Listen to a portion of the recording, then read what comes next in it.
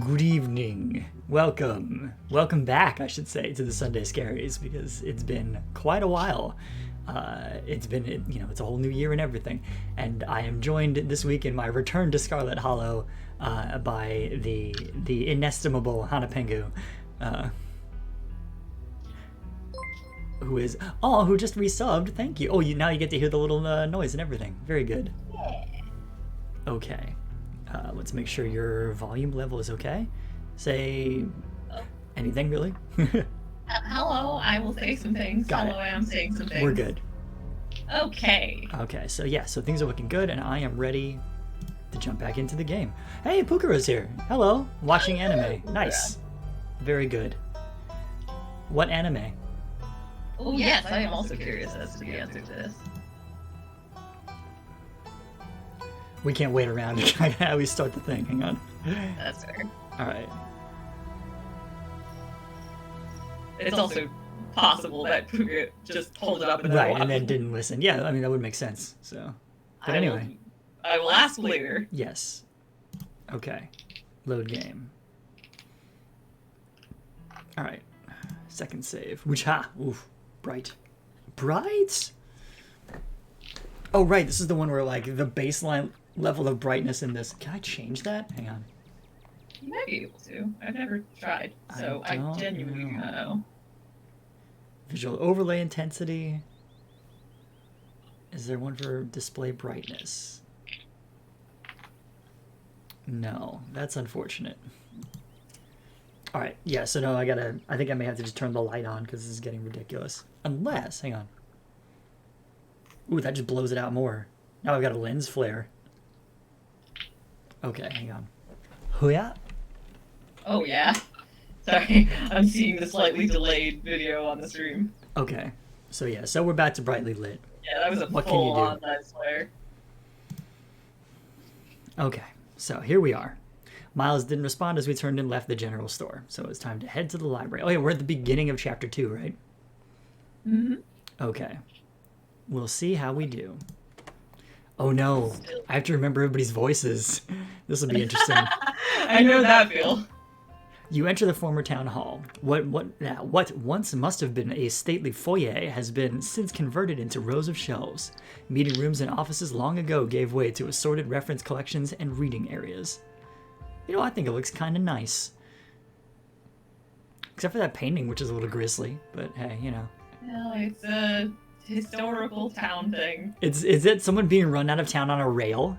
Yes, this will come up during the library scene. Except it's a girder, but close enough, I guess. Oh yeah, no, he's being run out of town on a rail. That's exactly what's happening there. Oh, hey, you made it! Do we settle in with Stella and Kanika, or shush Stella and point at all of the books before heading over to her table? What am I, an asshole? No! So, I'm doing all the animals, and I think we talked about me taking over Tabitha and Avery.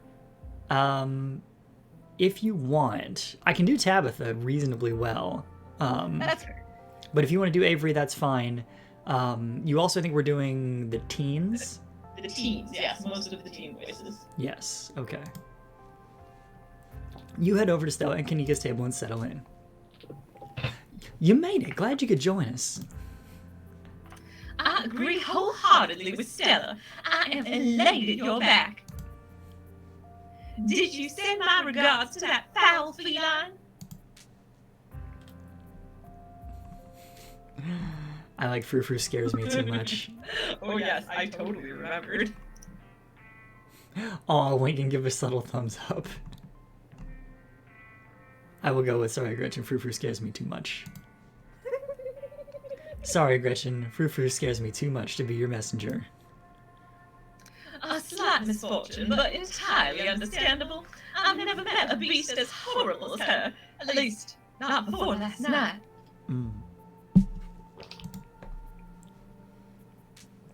Did you just try and talk to Gretchen about Tabitha's cat? It's not the first time. He talked to Gretchen yesterday and said some wildly insightful stuff. If I didn't know any better, I'd say he can actually talk to animals. One paranormal mystery at a time, please. Morning, Johnny. You look tired. My goodness, whatever happened to common decency? You can't go around telling someone they look unwell. You look marvelous, Johnny. All right. Snitch on Miles. Hey, no, we know what happens to snitches around here. State isn't the easiest place to get a good 8 hours. It's hard to fall asleep.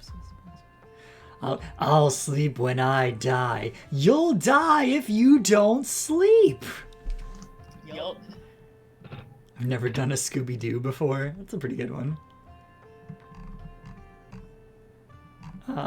Yeah, I will go with the estate not being the easiest place. Yeah, the estate isn't the easiest place to get a good 8 hours. I never realized houses could get so windy. And all of those dreadful creatures in every nook and corner. It is a wonder you even got awake.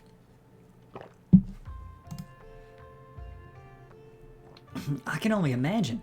That place was already falling apart the last time I was there, and it's been years.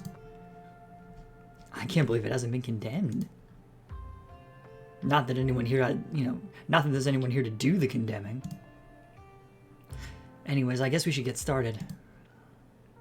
Before you dig in, you remember the boot print you found in the garden. Show the photo to Stella and Kanika, or keep it to yourself, it's probably nothing. Why would I bother? There we go. Hey, before we dig in, I found something in the garden this morning. You hold up your phone and show Kanika and Stella the photo you took in the garden. These prints were in the bushes with a clear line of sight to my window. Should I be concerned? Dang, that's creepy. Are you okay? What in the world is that liquid around it? It looks like pus. Yes. The opossum that lives in my dresser.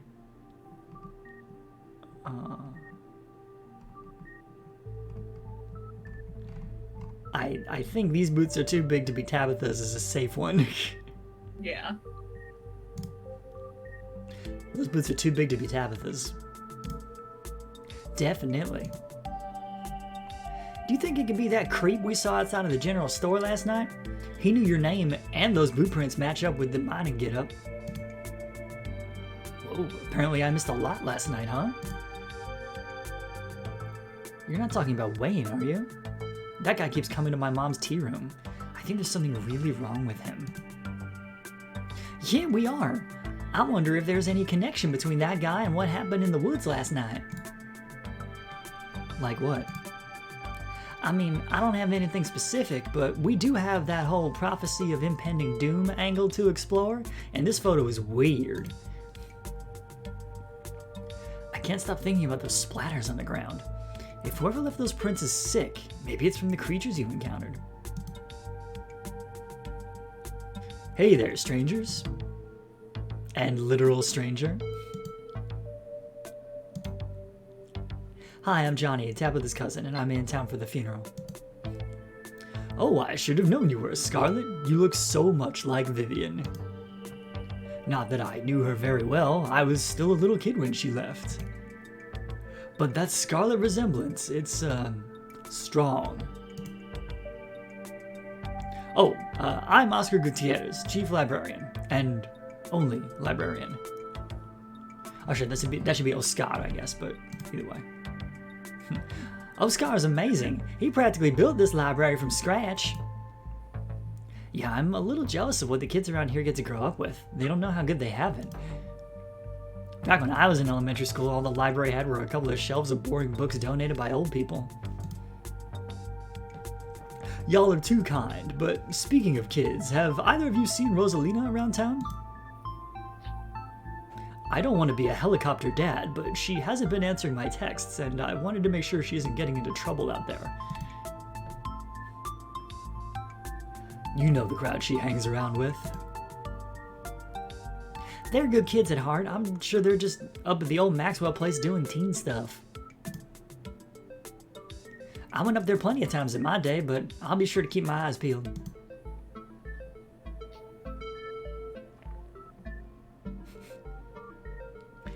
Just the start of that one being like, I don't like the thought of teens getting up to mischief. How old did I suddenly become? I know, right? What's the old Maxwell place? It's this great abandoned spot. We used to hang there when we were teens. I can't believe I used to be so reckless. The floors there were like Swiss cheese. I should really have a talk with Rosalina when she gets home.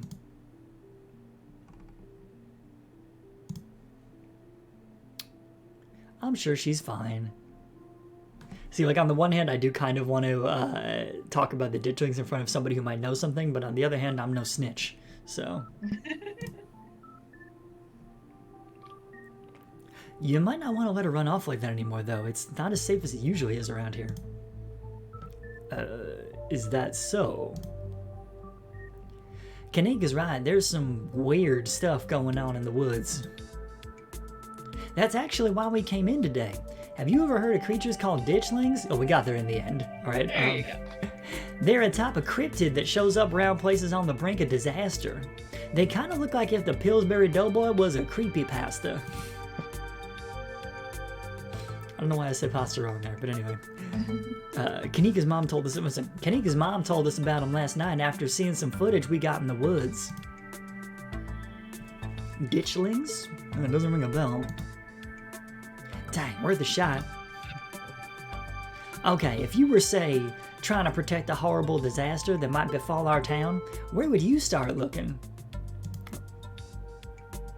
Well, they say history repeats itself, so I'd probably try to figure out what sort of disasters this region typically falls prey to. Should I be worried about something? I don't know yet. I'll be right back. I'm gonna go nab some more books. Behave while I'm gone, Gretchen. There we go. Oh, you don't have to worry about her, Stella. You're such a good dog, aren't you, Gretchen? Here, have a biscuit, old gal. Well, aren't you just the sweetest thing on two legs? Gretchen inhales the soft biscuit, drool leaking from her toothless mouth as she swallows it whole. That face.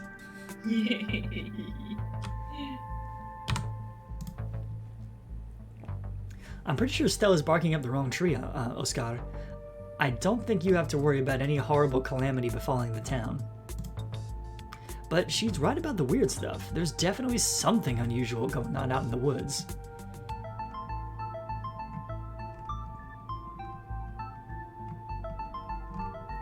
Ooh, a man's already dead is spicy. Let's see here. Nothing we can't get to the bottom of. Whatever's out there in the woods has been brutalizing the local wildlife. Get out while you still can. Yeah, we'll go with that one. Whatever's out there in the woods has been brutalizing the local wildlife. I don't think it's safe. I'm gonna try calling Rosalina again. I'm sure she's fine, really. Rosalina's a smart kid. She knows better than to go around getting into trouble, and we'll make sure to keep our eyes peeled. Thanks, Kanika. And Johnny, if you see a 13-year-old girl with a black braid and glasses, would you let her know her dad is worried about her? Oscar anxiously wanders off, phone in hand. Got him! Just grabbed a whole mess of local history books. Stella sets a massive pile of books on the table and pulls up a chair. All right. This is going to be so much faster with the two of you here to help out. Got our snacks in the library? Got our source documents. Let's get this research party started. I mean, it used to be a town hall and... I mean, I know, but like most libraries I've been to have a strict no food policy. This is a very small town. Mm-hmm. I mean, that's fair.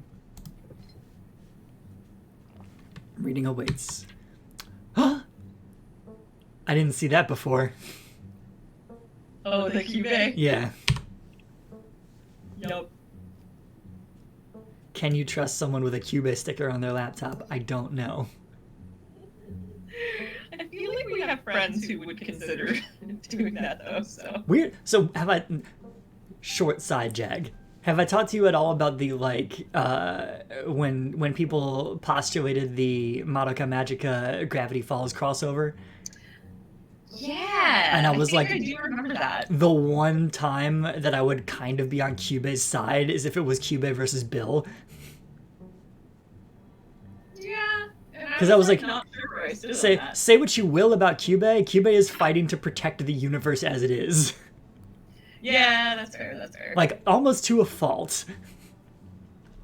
In fact, definitely to an extreme fault, but, you know. Yeah. But yes, I'm a fan of continued existence, so I would back Kyubei on that. That's fair. I like my insides on the inside. Yeah, alright, that's fair. Okay, so I have a lot of choices of things to flip through. Ooh, one for the family. Silas Scarlet, soldier, woodsman, leader. Silas Everett Scarlet was born to Colonel Everett J. Scarlet in 1818, one of 12 siblings. Yikes. He grew up in eastern North Carolina during a tumultuous time in the state's history, and not much is known about his life before he joined the army in 1836. Cat appeared. If he comes in here, I will point the camera at him. Excellent. He quickly rose through the ranks, in part due to his father's connections, but also due to a particular ruthlessness for which he received the nickname Bloody Silas Scarlet. The federal government granted the now Captain Silas a tract of bounty land in exchange for his service in the Indian War, and he settled into the hills of North Carolina in 1841. That land would become Scarlet Hollow. But it started as a simple log cabin built by Silas's own two hands, occupied by his family of 10, Silas, his wife Mary Joseph Scarlet, and their 8 children. It continues. Logging business brought many workers and fellow landowners to the hills, but it wasn't until Silas discovered rich seams of coal running underneath the entire region that Scarlet Hollow was really put on the map. Coal mining town. Spooky. Yeah, okay, sorry. We continue. He saved what he could and bought the surrounding hillside at a great discount, cleverly hiding what he knew about the land's true value. That's called fraud, I believe. Yeah, cleverly. Thus, he had all the resources to found Scarlet Hollow's now famous coal mine. You're finished with this one. Alright, Veins of Scarlet, a history of the Scarlet Hollow coal mines. Forced into retirement at age 50 due to a war injury from his time in the Indian Wars, exacerbated by his short stint serving as a captain in the Confederacy, Silas Scarlet also lost his eldest 2 sons to that bloodiest of wars, leaving his third eldest son, Andrew Jackson Scarlet, to take charge of the mine. Andrew Jackson Scarlet, you were named after one of the most reprehensible presidents that I've ever met. That you've ever met? I don't know.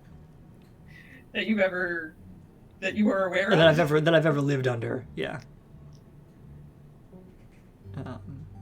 That also still implies that you lived under the Andrew Jack. Anyway. I, Silas Scarlet, am saying this, you see. I see. Okay. Under his leadership, the mine prospered, undoubtedly in part due to the growth of the railroad industry. Managed to evade the coal union for decades, making them one of the most profitable mines in the country. Andrew Scarlet built the surrounding town into what it is today, with expensive stone buildings, a bustling main street, and overseeing it all, the elegant Scarlet estate that was, until 1889, the largest and finest feat of architecture in the region. Just imagine, if it had been full of union workers getting paid a living wage, how much more thriving and bustling the town would be. Yeah. And things like this might not happen, culminating in the tragic collapse of 1918. It was found that Charles Shaw, the co-manager of the mine, had loosened security measures to increase production during World War I, resulting in a fatal collapse and the deaths of over 160 men and boys, some as young as 10. Again, Union would have made sure that, safety measures were being followed and that children weren't laboring in the mines. Yup. This is reminding me, I don't know if you've seen McSweeney's published an article that was like an excerpt from It's a Wonderful Life if wages had increased with what was the thing? Basically, if minimum wage had kept pace and increased properly instead of being held down. Yeah. It's pretty great. Fair. I was like, I would watch that version of the movie again. Fair. I'm just like, I feel like that would be painful on some level. I mean, the real movie's painful, but you know.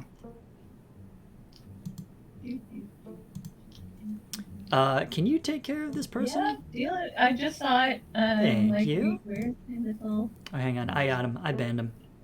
Oh, okay. Now I feel like I'm not on top of my it's mod cool. duties Hang enough. on.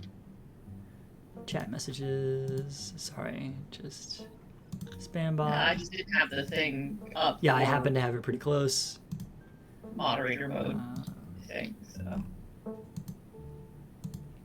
Scam. Show mod icons, yes, please, thank you. What were they offering? Like, what? Yeah, no, hang on.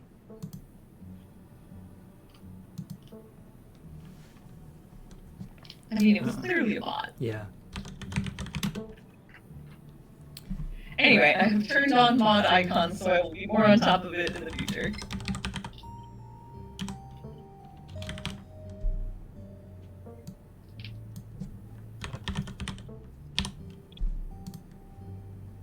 There we go. Block user. Close.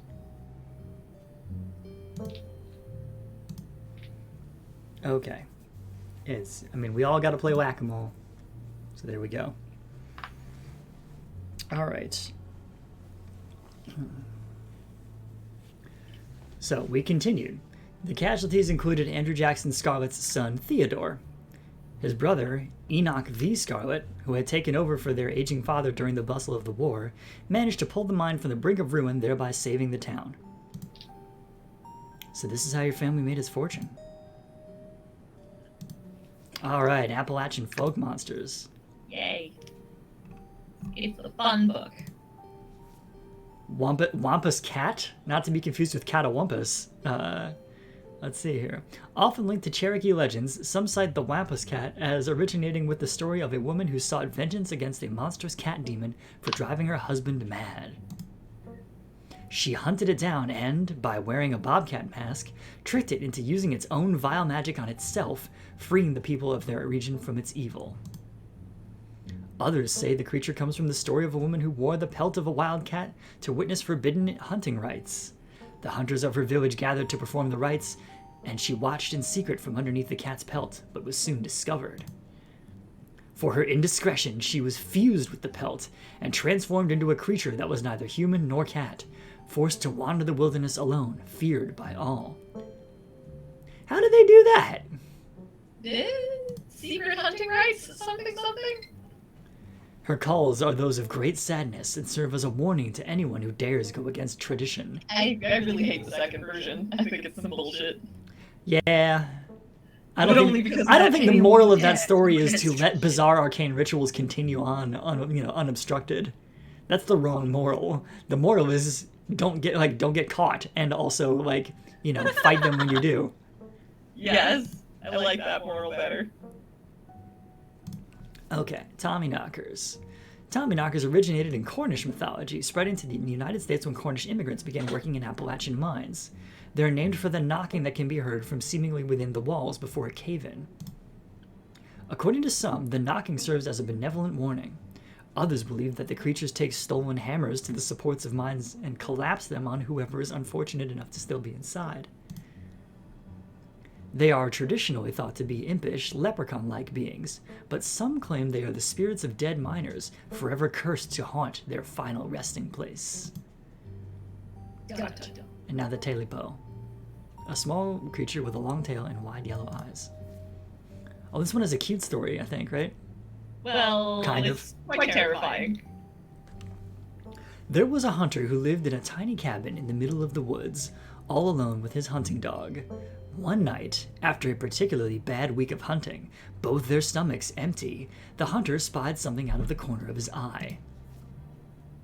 Some small creature had gotten into the cabin through a hole, and before he could even figure out what it was, he'd drawn his gun and fired at the thing, his hunger guiding his actions. But it was quick, and it ran back through its hidey hole and out of sight, leaving only its long black tail shot off by the hunter's rifle. "Guess this'll have to do," he said to his dog, and threw the tail in the pot to cook a soup. He and his dog ate well that night, the tail filling them both up. The hunter crawled into bed, satisfied, and his dog curled up at his feet. So that soup was a tail and water? Gross.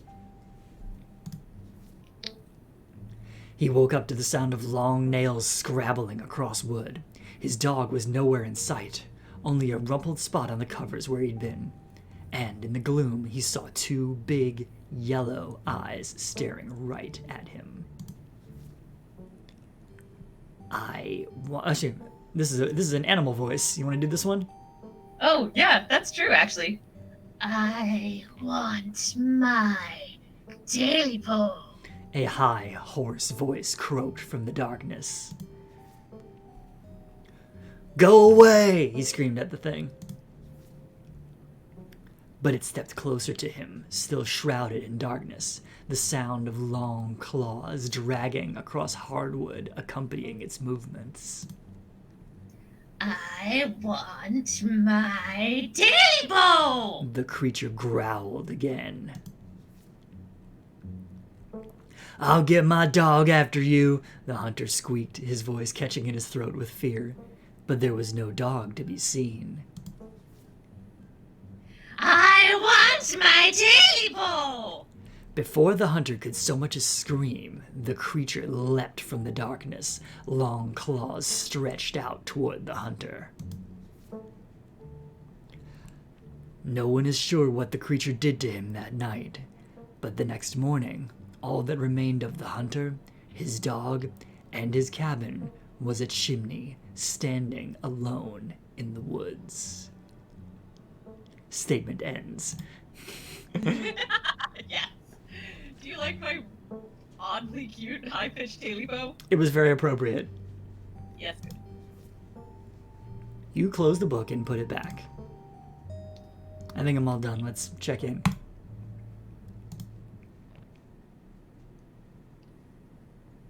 Alright, if we're going with what Kanika's mom told us last night, I think we can rule out any natural disasters as what brought the ditchlings here. But not nuclear incidents, and I am saying that correctly despite the stereotype. Looks like our state has a history with those. What about y'all? Find anything? Anything? There we go. Before you can respond, a handsome black cat leaps onto the table. Stella quickly slams her book shut. "Oh, hey, Pixel."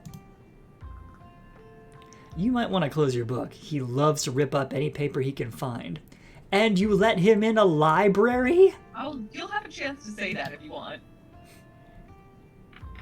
Pixel, my dear friend, it's been too long. How have you been? Hungry. Did Stella bring the good stuff? I don't really have a solid voice for Pixel. I think I want him to have a Brooklyn accent, but I'm not good at it. Oh, fair, I guess. Alright. Don't worry, little guy. I didn't forget your treats. Oh yeah, snack time. Crunch crunch. This is the Kate Beaton aw yes motherfucking kitty treats moment. Yeah. Nice. Sorry if Pixel's bothering y'all. Hopefully he hasn't gobbled up any of our books. He can't stand the thought that people might pay attention to anything that isn't him. Very cat behavior. Yeah, some cats. Okay. So I can ask Pixel about what we saw in the woods. Why do you let a paper shredder freely wander a library? We'll get there. Hey, Pixel, what do you think about the monsters we saw in the woods? I'm an indoor cat. I don't know nothing about no woods. I just hang out in the library, especially now that our house got haunted. Fair. I find, so, I have my own thing about accents, and I think that my thesis statement is that a thick Boston accent and a thick New York accent are very similar. It's just that the consonant you replace your R's with in Boston accent is an H, and in New York accent is a W. Huh. But anyway. Pixel says your house is haunted. Let's see here. You should do it. You should do it. Yeah. People will start to believe you. Yep. Okay, up to you though. Pixel says You that can your hold house it. is haunted. What's up with that? How did you know? Johnny's either psychic or he can talk to animals. It's a long story. Really not. I mean, that's I was the about to say, story right there. kind of a short story, but yeah, no comment. We've been living in the library for a little bit. It's been great. Way more snacks. Way more scritches. Except sometimes there's too much scritches. That face, that is a face that is very sus of too many scritches. Yes. Okay. Hold up, what kind of haunting are we talking about here? Unexplained noises? Objects appearing in strange and unfamiliar places? Are you troubled by strange noises in the middle of the night? Do you experience feelings of dread in your basement or attic? Have you or any member of your family seen a spook, specter, or ghost? If the answer is yes to any of these questions, yes. Anyway. Let's see here. Oh, Scott, don't get her hopes up like that. Nothing like that, sorry. The floor in my bedroom just keeps seeping blood, and I've seen a strange figure in the hallway a couple of times. You know, nothing weird. Wait, you've seen a full torsoed apparition? Can I see it? A full body apparition, yes. At this time of year in this part of the country, yes. Localized entirely in your hallway. Yes. May I see it? No.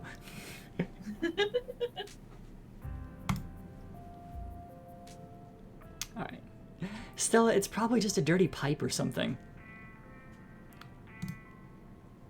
But what if it's a ghost? It's totally a ghost. Let's go bust it. I am normally a skeptic, but I am also a ghostbuster at heart, so I'm going with that one. It's totally a ghost. Let's go bust it. Y'all are more than welcome to check it out. Maybe tomorrow night? Yes, we'll be there. Yeah, that sounds like a fun way to spend an evening. Can't wait to get spooked by some creaky pipes. I mean, like, the blood, though? Well, she thinks that it's leaky pipes and they're red because North Carolina has red dirt. But, like, you can tell the difference between red water and blood. Yes, you can, but Kanika's a deep-seated skeptic. I feel like there should be a Night Vale-esque answer to that, where it's just like, oh no, your blood pipe is just leaking, it's fine. You know, the blood system that runs through our town. Okay, yes. Why do you let a paper shredder freely wander a library? Why don't you mind your own business? Have you seen this little guy's face? How could I say no to that? Simple. You care about your books. Well, he clearly cares more about the cat than the I books. guess. You decide to leave Pixel be.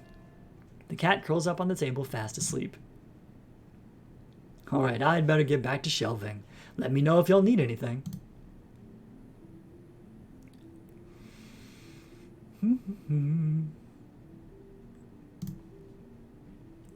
Have you had any luck with Rosalina? Not yet. I knew a teen would be a handful, but I didn't think it'd happen overnight. I'll probably head out once you're all done and check in on her usual haunts. Phrasing. Okay.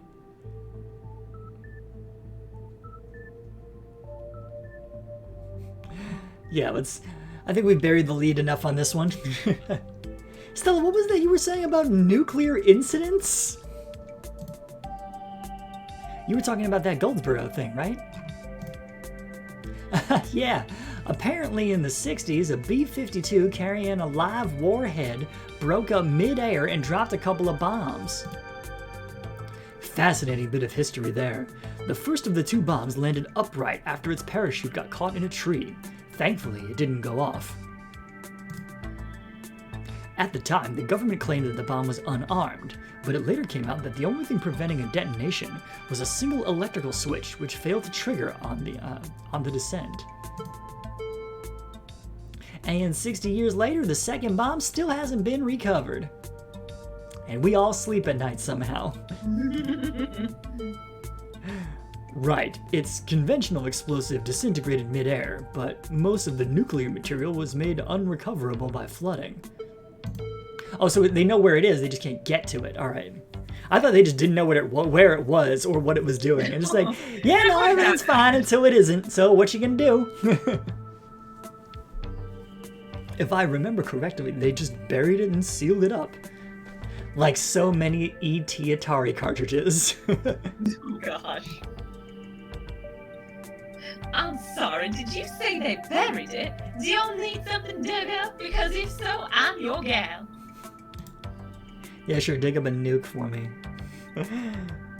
I don't think Gretchen knows what a nuke is. Yeah.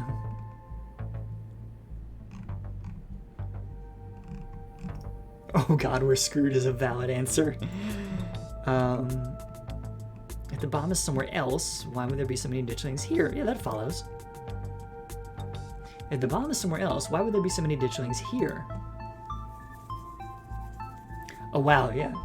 Yeah, Goldsboro is almost 400 miles from here. Not that we should be looking too hard at the disaster angle. Whatever those creatures are, they're biological. That's like the... Wait, 400 miles? That's like the distance from here to... Well, not from here, but okay. I'm trying to figure out... That is basically the length of the eastern seaboard that anybody cares about, I will say. Wait, like up and down? Like, that's the distance... I'm trying to think of what a good example of that would be. That's like the distance from, like, New York City to, like, Virginia. Huh. Like, it's pretty far. It's a lot of miles, but I have to assume that they, like... Well, even just New York to Boston is 200 miles, and I think it's another 200 from there to DC, so... Well, now look up what a 400-mile radius from central North Carolina is. Alright, where's the little thingy that... Because I'll wait. This is intriguing to me. Fair enough. Alright, well I found Goldsboro. It has a Tractor Supply Co. and a Sam's Club and a Food Lion. Of course it has a Food Lion. And now where's the thing where Google has to have the thing with the this distance is that. Oh yeah, there we go. 20 miles is that. Yeah. How? Yeah, no, that's weird. Like 400 Maybe miles, it's not even in the same end- county. It's not even like 2 counties away, I would think.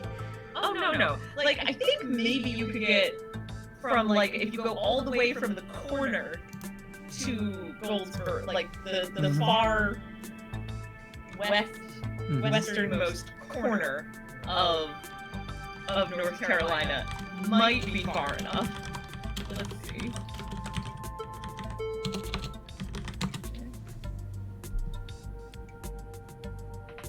Yeah. North Carolina 400 miles. itself is only 500 miles long.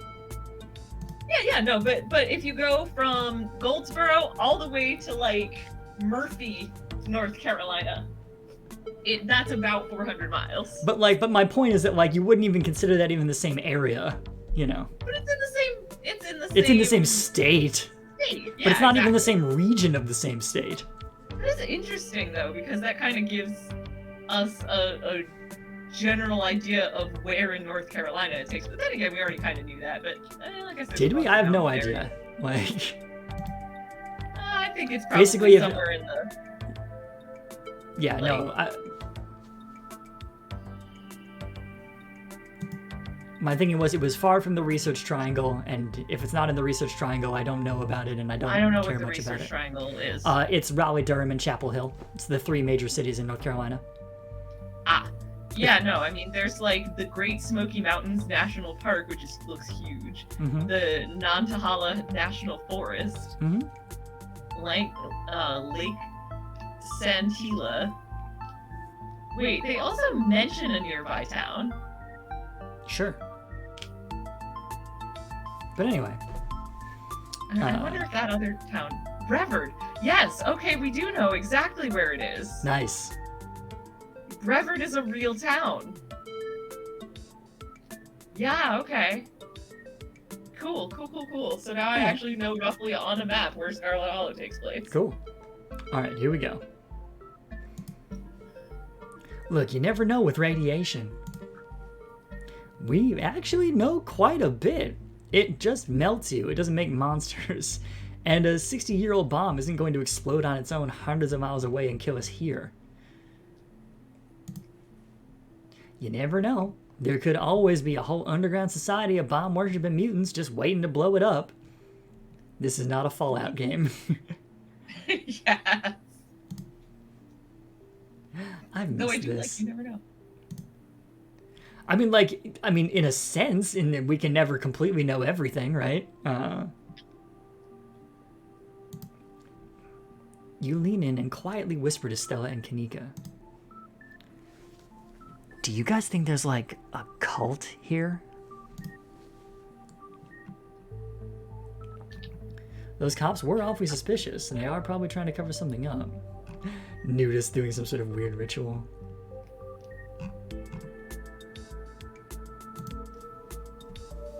Those cops were awfully suspicious last night. Really weird combination of being dismissive and trying to pin things on me. I don't know, it just feels like a cover-up. And there's an extent to which that's just cops, but... yeah, that was pretty bad, but I'm not sure they have it in them to be part of a cult. Definitely. I don't think they're capable of putting in the effort. Oh, you'd be surprised.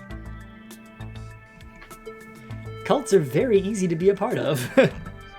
Yeah, I mean, there does need to be a leader, but other than that... True, but I mean, like, people are part of church organizations. They're not so different, you know? Yeah, but...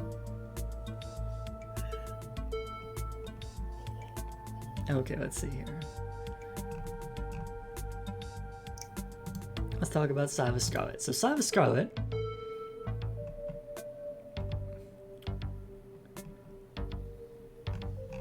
Rich guy in the South, I should have known it wouldn't be pretty. Yeah, accurate. Yeah, I figured old money from the South wouldn't be great, but he sure did some things to get where he was now, huh? That book is a perfect example of why you should use multiple sources for your research instead of trusting the first thing you read on a subject. Yep, dude was a monster. The mines made a lot of money during the Civil War, too, and you can probably guess which side of North Carolina and business owner would be working for. Sorry you're related to him. The book did literally state that. Mm-hmm.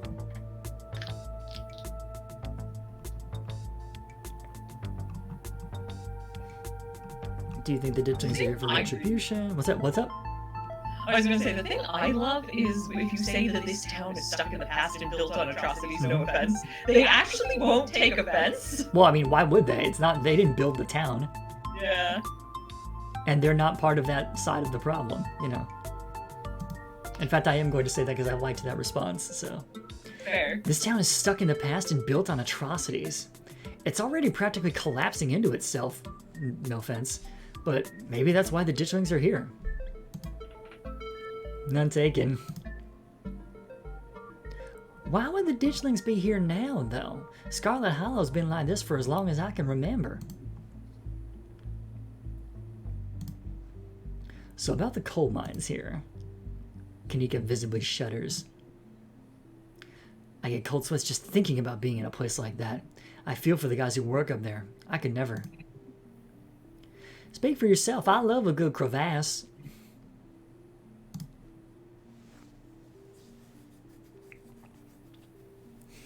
Oh, hey, it's the thing I was saying before. A union-busting mine collapsed from poor working conditions. Color me shocked. Yep. Yeah, it's pretty awful. That's what that sculpture out front is for, commemorating all the men and children who died that day. Every kid in Scarlet Hollow learns about the collapse of 1918. Our teachers love to emphasize how many children they had working down there, probably to try and show us how good we have it or whatever. Low bar to clear if you ask me. You know, that could be what the ditchlings are warning us about. Another collapse. Writing it down on the list of potential disasters. Yeesh, Stella, that's morbid. And besides, it was all Charles Shaw's fault. The labor market's way more strict now. There's no way you could get away with the kind of safety cutbacks he pulled. Charles Shaw. Is that the name of the $2 Chuck wine entrepreneur person? I feel like it might be. The what now? So if you've ever heard of the wine, colloquially known as $2 Chuck, which has gone up in price since those days, but it was the like go-to ultra cheap college student wine essentially, that it was like fine, and for $2 it was certainly fine. And if you run it through a blender, it's actually very good. This is not a thing I've ever heard of. Okay, Tom knows about it, I guarantee. And Tom would probably know what that guy's name was too. So. Oh yeah, Charles Shaw Wine. It is a American brand of bargain price wine. Yep. Wine. I am going to just briefly go ask him if he. Pukara is going off alert. Does that mean becoming active or just leaving? Oh, I mean, I assume that means actually being here. And by the way, we want to know what anime you were watching. Hello, yes, what was the anime? We're all curious to know.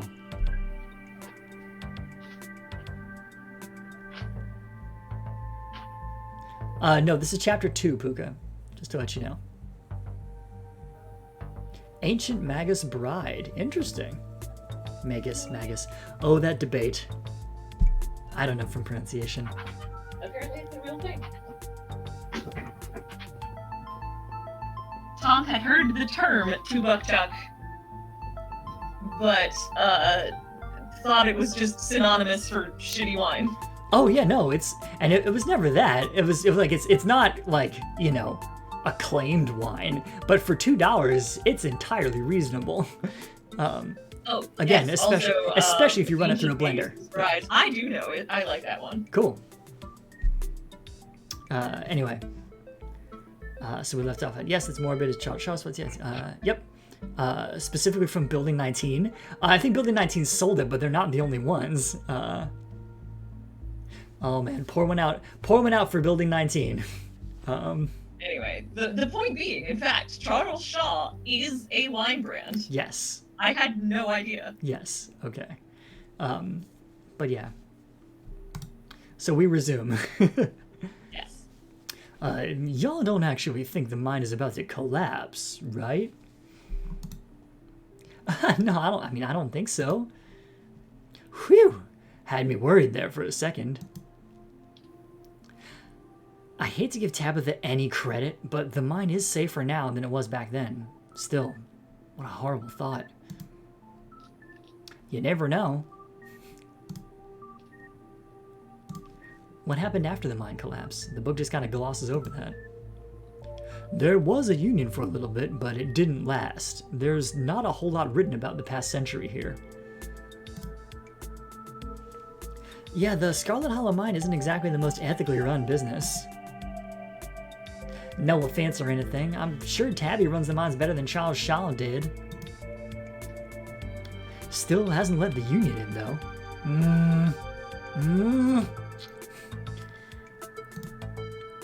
Now, in Tabby's defense, I am quite sure it was Pearl Ann who taught her that unions were no good. Oh, I know. And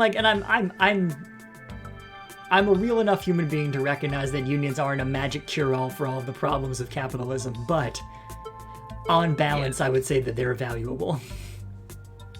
Except police unions. Everything I say about unions does not apply to police unions. Yeah, that's actually why, well, maybe I shouldn't say too much about Tom and I have had that discussion before. Okay, yes. But anyway, yes, there's a reason she and I don't talk. There we go. You guys really seem to have a bone to pick with Charles Shaw. Yep.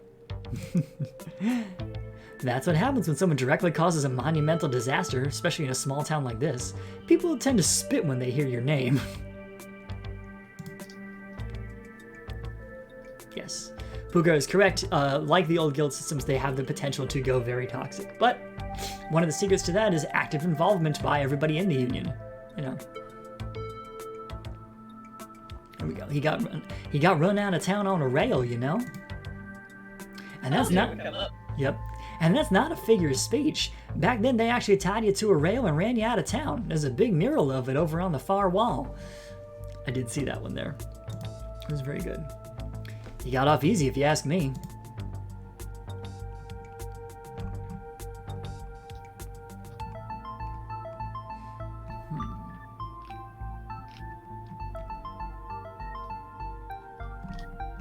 What if there's something toxic in the mines poisoning the town? Wayne seems sick. That's true, Wayne does seem sick. I don't think it was the mines that got him personally, but it's a valid question. Well, no, that's the argument, is that something in the mines might be causing the problem. Something that isn't supposed to be in the mines or something, but you know. And sure, I don't know, I've only watched bits and pieces of your other streams, so I don't know what happens next, so. That's fair, actually. I will try to refrain from comment then. Honestly, that sounds like one of the more plausible explanations we've heard so far. What about the ditchlings? I don't know, maybe there's some sort of parasite down in the mines. Maybe it infected Wayne, and maybe Wayne infected the local wildlife. Yeah, that could work. So, Appalachian folk monsters. Womba's cats kind of sound like they could be mountain lions. Voice like a woman crying out, somewhere between person-sized and cat-sized.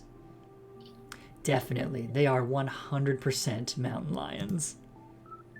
Kanika, you know there are no mountain lions up here. I thought you were supposed to be a skeptic. Oh, Stella, one of these days you'll trust us. But the myths are old, right? Mountain lions didn't go extinct in the Appalachians that long ago. Those legends just haven't died off yet. Almost every cryptid can be tracked down to either a hoax or someone getting confused about a perfectly normal animal. Sometimes both. You see the thing about dragons and how they supposedly came from like alligators that got washed on the trade winds or something like that to wherever in North Africa / Europe? I can see that. As crocodiles, I'm sorry, it's crocodiles that went from Africa up to, Yeah, that makes sense. Yeah. Anyway. Bigfoot, for instance, started out as a prank, and then folks saw bears walking around on their hind legs and got freaked out, and now here we are. You'll eat those words when I get the first clear footage of a Bigfoot. If you manage that, I will print out a piece of paper that says Bigfoot isn't real and literally eat it. I promise. I'm holding you to it. Stella, Yes. There was quite literally a mountain lion in the ditchling nest last night. Achievement unlocked. I don't want to believe. You did it! You convinced Stella! What? No way. Let me check the footage real quick. Stella pulls out her phone. Well, there aren't any alive ones in these parts.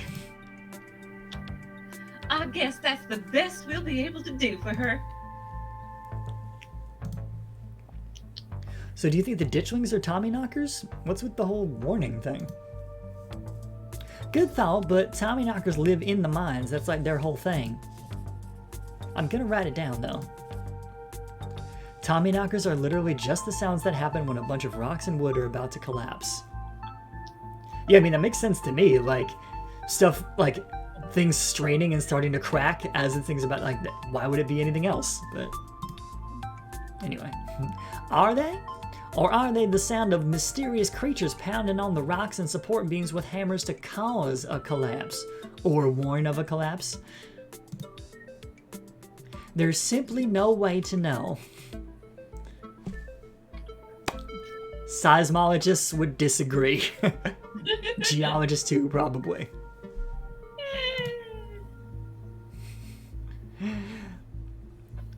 Oh, my mom used to, oh, that's cute, hang on.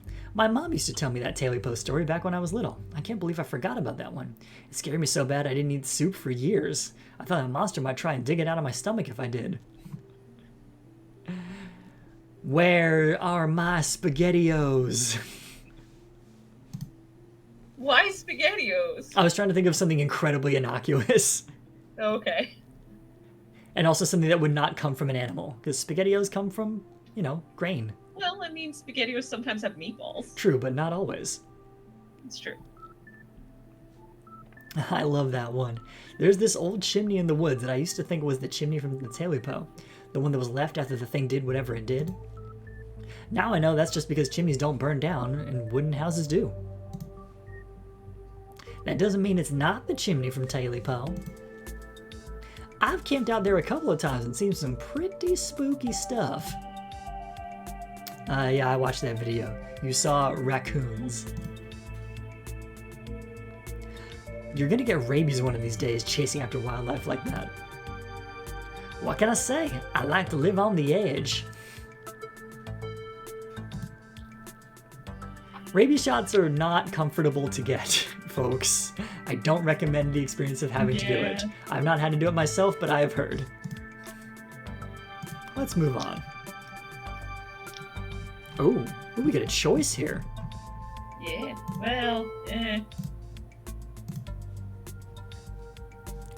Maybe it's a false choice then. Let's see here. Head to the mines, go to the woods, look for Rosalina.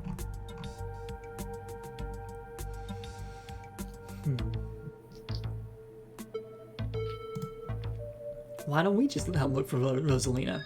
If there's a missing kid in town, that's probably way more important than whatever else we'd be doing.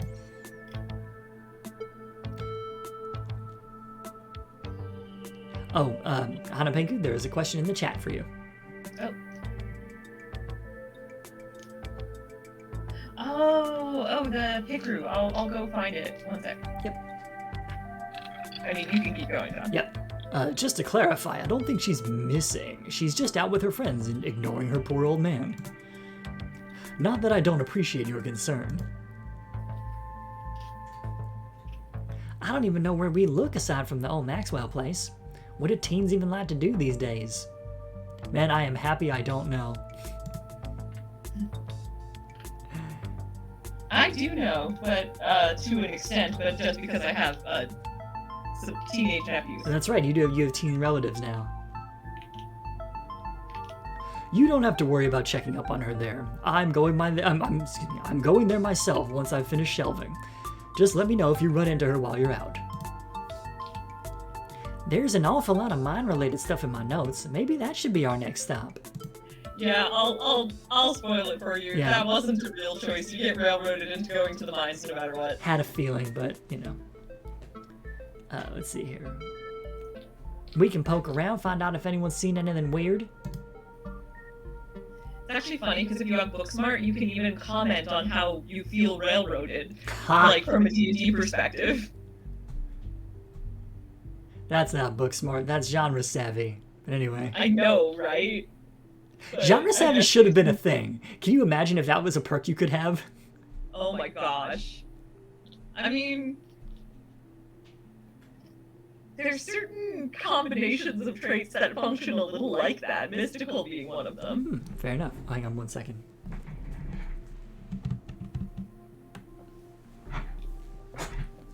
Checking on my own cat. He's good. Okay. Okay. Just to clarify, you're suggesting we go question some of the miners, right? We are not poking around unprepared in the actual mines, right? As Kinika turns into the Padme meme.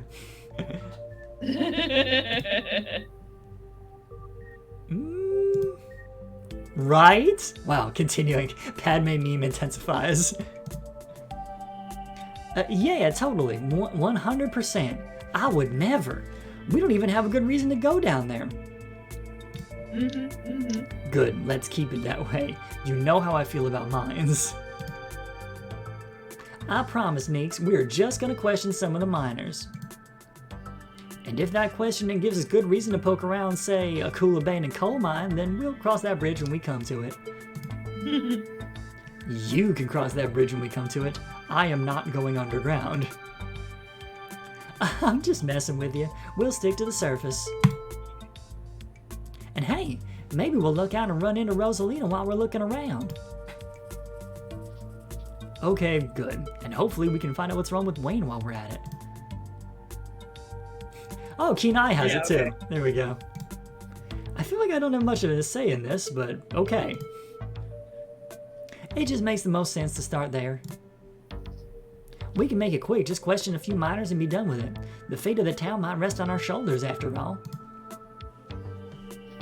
The only problem is Tabitha. She's not exactly going to be thrilled to see us snooping around the mines.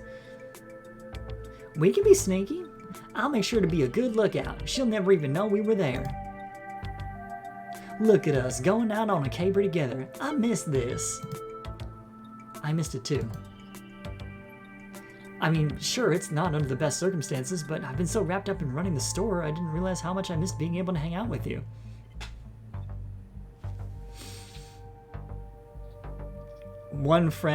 Two friends who were estranged. One friend drags the other friend who had been minding a store in absence of a parent figure into the mines where spooky stuff is going on. I should play Night in the Woods just so I understand all of the comparisons. Yeah, I was about to say, like, literally I could be describing either game at that point. Which is why I love the notion that my character is from Possum Springs. It's just like, no, I can't get away. Yeah. Though there is something missing. Oh, do you want to try to do two voices at the same time? 3, 2, 1. Reese. Reese. Nope. Delay.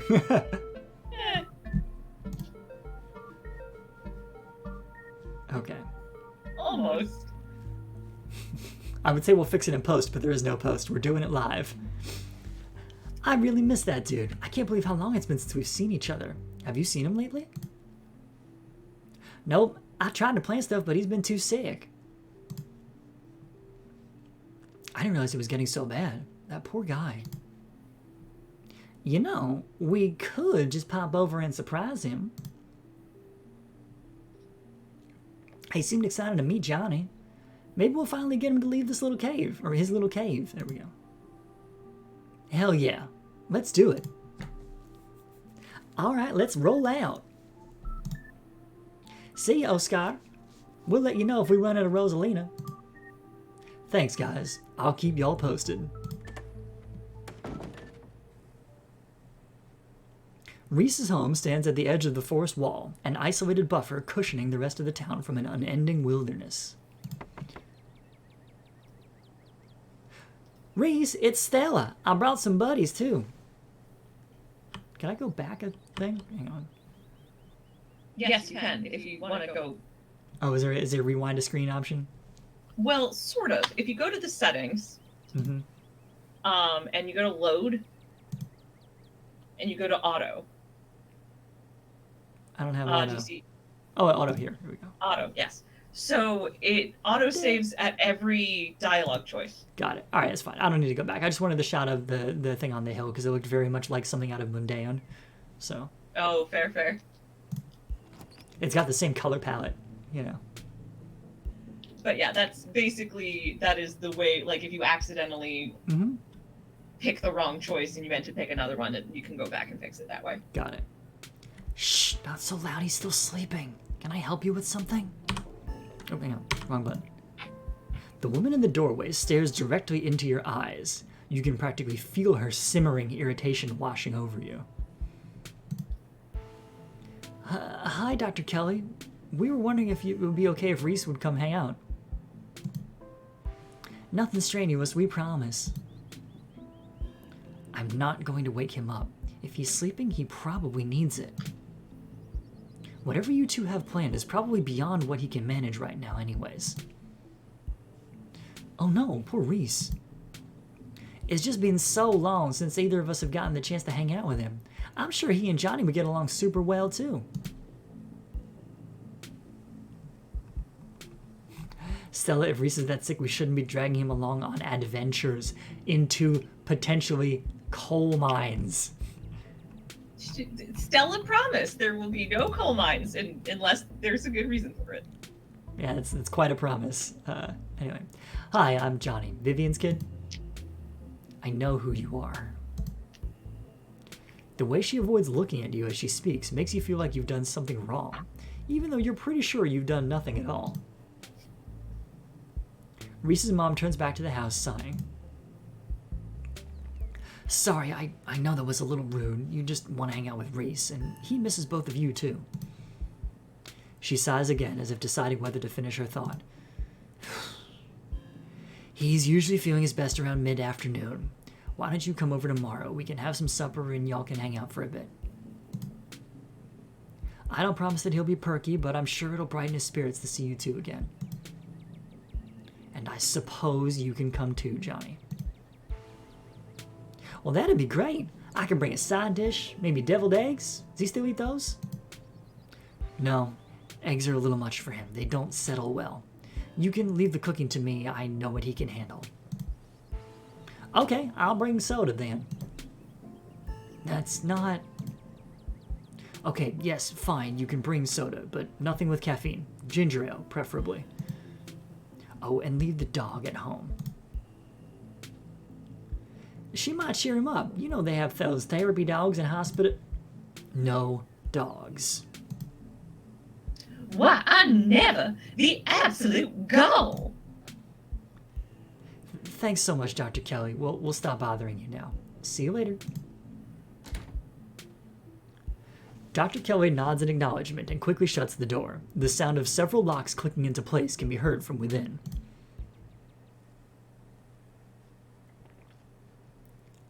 God, that woman makes me so nervous. I remember she used to be so nice and carefree when we were kids. She always had the best stickers when we had to get our shots. Maybe she's just stressed about Reese. Or maybe she's just nice to kids. Either way, I think it's just the three of us. You gonna drive? Yeah, sorry, I don't like the thought of going up there without the van. Cool, I'll take my shortcut then. It shouldn't take long for me to get there. You're welcome to tag along, Johnny. Don't worry, I won't be offended if you'd rather ride with Kanika. I'm sure you're probably sick of the woods. Either way works for me. So Alright, Stella, say, what actually is up with you in cars? These mines have got to be a ways off, right? Don't worry about it, Johnny. There's a lot of junk in the back of my van. It gets a little tight with more than two people. so I will say, if you walk with Stella, there are more talk to animal options.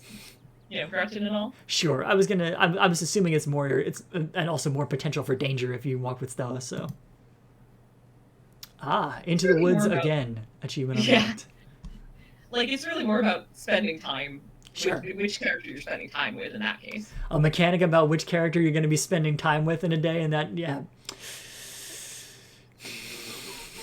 Yeah, there are relationships. Anyway, I'll walk with Stella. We'll meet you there. The woods are calm and serene compared to last night, though you can't help but get the feeling that danger lurks just beyond the trees. Hey, thanks for coming along with us. With Gretchen and me, I mean. I had fun last night, but it was also kind of an objectively horrible experience. I was a little worried you'd vanish into thin air or lock yourself in the estate, never to be heard from again. Stella's body language feels avoidant, but not towards you.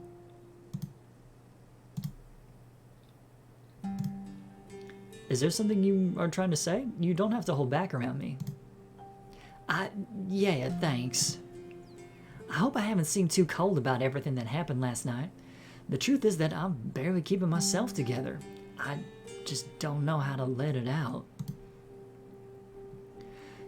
died out there last night, and I can't stop thinking that it might have been my fault. If only I died for that flashlight. If only I didn't drag you along into the woods. Stella, whatever happened last night, you did nothing wrong. I just wish you could understand that. She's such a good girl. Aw. Stella pauses, searching for what to say. It's like there's this guilt boiling under my skin, but the only way I can process what happened is by turning off the part of me that feels things. When I'm around other people, it's like I think of Duke dying just as a thing that happened. Like it's just part of another video. Because if I actually admit to other people that I feel something, then I'd have to admit to myself that what happened is my fault. Stella. Jesus Christ. Oh, yeah, no. Like, of course it's not your fault is the obvious go-to here. Okay, so like that one's not bad. That one is not my style. I'm going with the first one. Yeah. Of course it's not your fault. I don't see how it can possibly be Tabitha's fault. You can actually blame Gretchen, and Gretchen will be like, that's okay, you need to blame me to make Stella feel better. I mean, it's the ditchling's fault, right? Oh, sure, but I mean, even that, like, Sybil at least claims that that was an unfortunate accident, which makes it nobody's fault. Yeah. It's nobody's fault. You and Gretchen have gone into these woods at night dozens of times by yourselves, and nothing like this has happened before. How could you have known? Thanks, Johnny. I think I needed to hear that. The conversation comes to a dramatic halt, with you, Stella, and Gretchen all whirling around to face the source of the sound. A bird! Let me at it! I can get it! Back off, dog! This is my stick! Whoa, calm down, girl. It's just a bird. Same probably goes for the two of us. I guess we're all a little on edge. Let's hurry up to the mine. It shouldn't be much farther. Kanika casually leans against her van as you and Stella emerge from the woods. Hey. Y'all have a good walk? Yeah, it was great. I mean, not that you were missing out on anything or anything. You didn't run into any of those creatures, did you? Nope. Well, that makes sense. They're probably nocturnal. I don't know if I should feel relieved or disappointed. But we're all here, so what's the plan? I guess we just go talk to people? I guess so. I should probably be on lookout duty. I'm a bit of a persona non grata in these mines. Tabitha? Yeah, I might have tried sneaking in to talk to her a time or two too, May. And Gretchen makes it extra hard to be sneaky. What can I say? I thrive in the limelight. Just the face.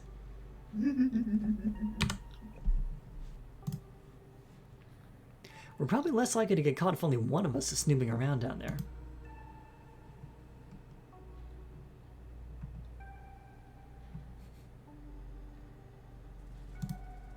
So if Stella's on lookout duty and one of us is going in, what is the third person doing? You know those cheesy rom-coms where someone wears an earpiece on the first date? Whoa, you have some kind of surveillance rig in the back of your van that I didn't know about? What? No. I have a pair of earbuds with a really good mic. We can just do a group call.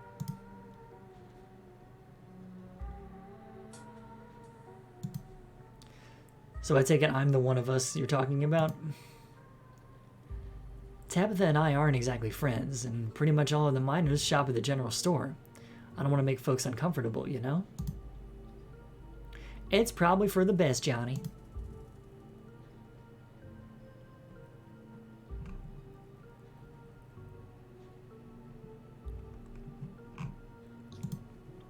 I'm not gonna chump out on him. You're good, Kanika. I got this. You'll do great. Here's those earbuds I mentioned earlier. Kanika hands you a pair of earbuds. We can feed you questions if you get stuck, and Stella can give you a heads up if Tabitha's headed your way. This was, yeah, so when you were playing this part and I was active in the chat, I remember commenting that it reminded me of the reality show Extreme Dating, where people, it was like Blind Date, but if, you know, a guy was taking a girl out, that guy's ex-girlfriends would be in a van with surveillance equipment and an earpiece into the date's ear, like telling her embarrassing things about the guy. Well, dang, I miss doing this sort of thing with you. You're so thorough. Thanks. I do my best. I guess we should part ways and start the call, yeah? Stella and Kanika break off, leaving you alone at the entrance to the mines. there are definitely no animals or teens or anyone but you talking to minors for a little bit, so I will Taking a be break? right back. Cool. Your phone buzzes. Hey!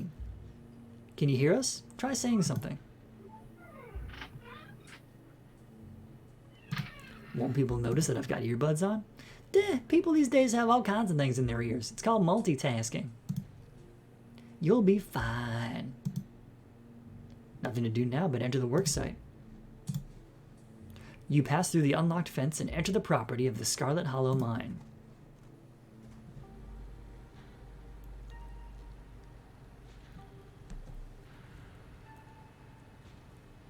Hacker voice.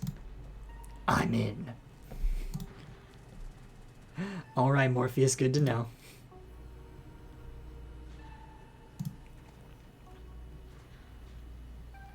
You approach the nearest group of miners, a blonde woman, a broad-shouldered man, and an old-timer. Their uniforms identify them as Harrison, Davis, and Zax. You got a reason to be bothering us?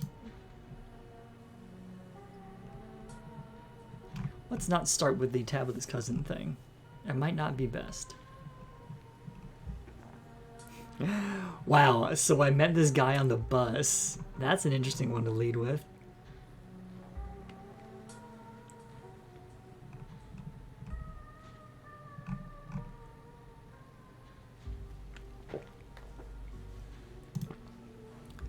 You guys know anything about a guy named Wayne? Yeah, we know him. Or sorry, yeah, we knew him. There we go. He was such a cut-up. Miss that dude.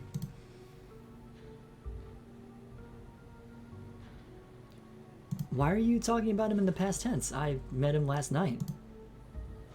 Good question. Wait, what? No way.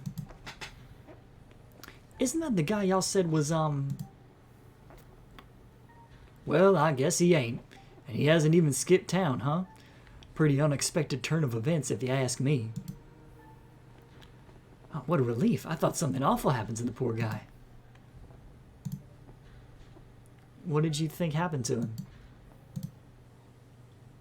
What are you, some sort of cop?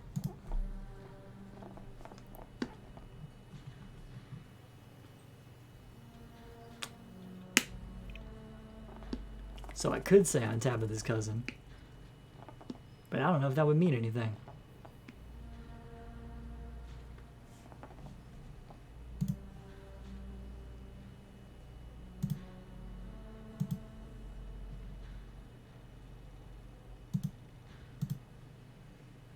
Okay. So let's see. If I say just tell me what happened, they say F off. Okay. Hey, Zax, come on, man. No, I've been here decades longer than you, and I know bait when I see it. I'm sorry, and I know bait when I see it. Let's get out of here. Our shift's about to start anyways. Yeah, so that was a wrong choice.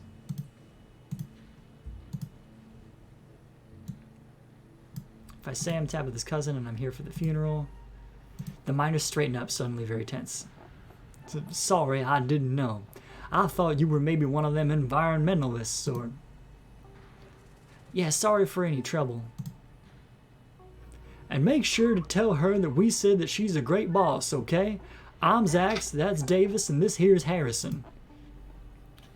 And we don't know nothing about what happened to Wayne, you hear? There we go. My turn. Hello, welcome back. Okay. I like the fact that so I met this guy on the bus is a dialogue choice. Where does it go? Well, I mean, remember he said he had a few friends that went up to the mines? Hmm. So it's just trying My to gosh, ask you're people if right. they knew him. So I met this guy on the bus. He wore a beanie and a shirt that said, "I want to yeah." He said he had some friends working in the mines up here. Does this have anything to do with what's going on in town? A lot of people wear beanies. He also talked about how he used to push joggers into the Baltimore Harbor. Does that ring any bells? None. Not a clue. Yeah, I think I'd remember someone like that.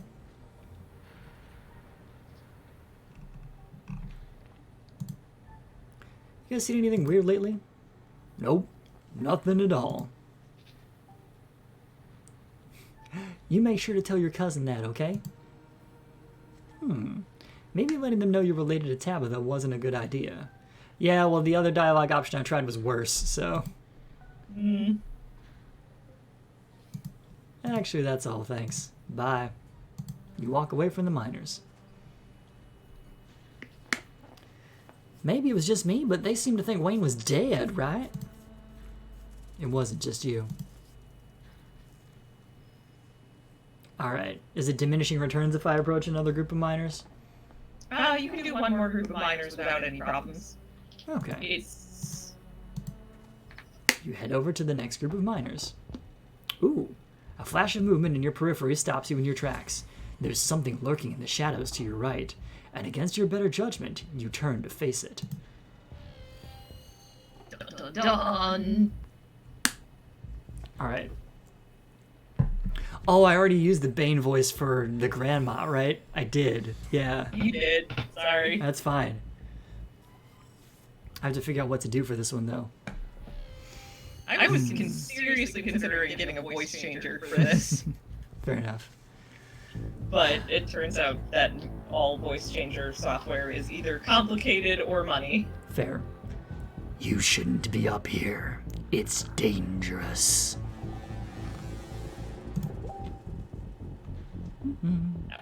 That seems solid.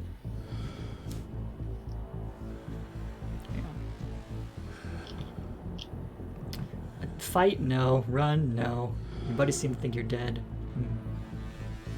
Why are you following me? Do you need help? I'll start with, was that you? Was that you in the garden this morning? You don't have to be afraid of me. Be not afraid. Oh, God. Stay home. Wait for the week to end. Don't keep putting yourself in the path of danger. This is all I ask.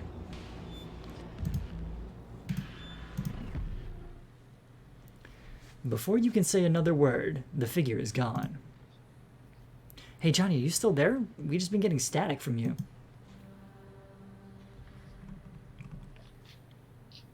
Oh, don't mind me. Our new friend just stopped by to say hello. Whoa, I thought I saw you talking to someone down there. Are you okay?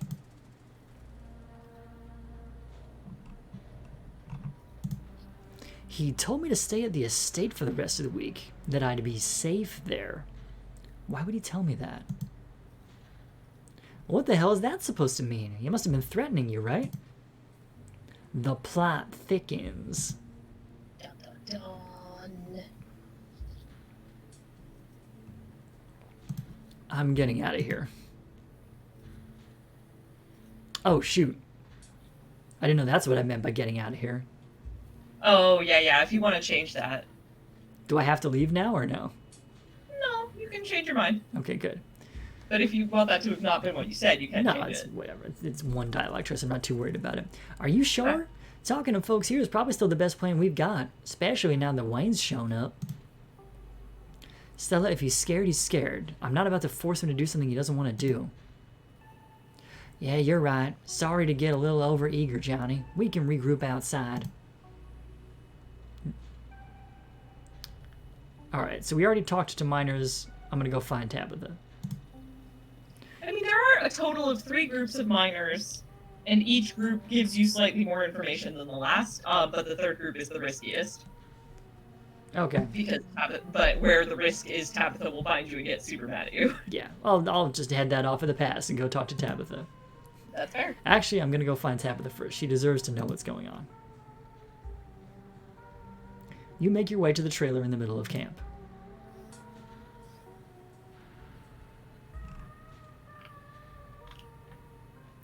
Ah, okay, so I can enter with the thing on. That's fair. But to be fair, they are pretty visible. Yeah. And also, like, I don't need them to coach me talking to Tabitha. Hey guys, I'm gonna hang up real quick. I don't want Tabitha to think I'm spying on her. Ah, achievement unlocked. I want to talk to your manager. You disconnect from the call before opening the door. Hang on a second. I am just looking at the bulletin board over there. And there's 2 different things saying that Stella is banned. One says, and her little dog too. Yes. It's good. Also, I like the October cat. It's very cute.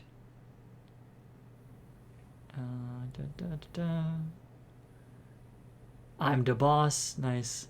Ah, it's a peanut butter thing it says GIF on it. That's cute. Okay. You enter Tabitha's trailer and find her sitting at her desk, her head buried in her hands. Your eyes are immediately drawn to the gun hanging above Tabitha's desk. But then they dart to the bulletin board on the side wall. It's plastered with wanted posters for Stella, as well as a number of suspiciously ordinary photos of her and Gretchen. I think I thought that was a portrait of a gun and not an actual gun. No, that's an actual gun. What are you doing here? What's with the gun? Oh, that? It's Perlan's. She thought it was intimidating. It's a little old-fashioned, though, don't you think? When I took over the mines, I never really took the time to renovate, and now that she's dead, I don't know, it feels wrong to change anything. At least until she's in the ground. Why am I telling you this? Why are you here? I can just leave if you want. No, you're already here. You might as well tell me what's so important.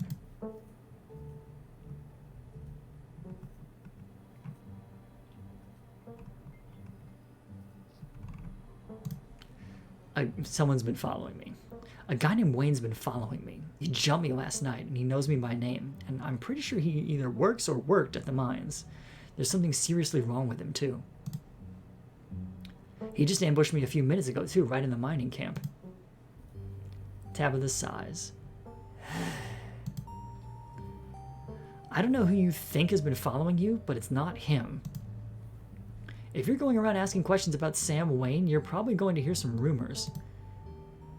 I'm sorry that I said I didn't know him last night. You caught me off guard and I didn't know what to say. Sam was friendly with me. He even came around to the estate a few times, and a lot of the workers here just can't seem to get over it. He disappeared, and despite what a lot of people seem to be insinuating, I don't know what happened to him. I don't even know if he's alive. Whatever, it's fine. I know it's easy to blame the mean boss for that sort of thing. But I digress. If someone's following you, you should stay at the estate where it's safe.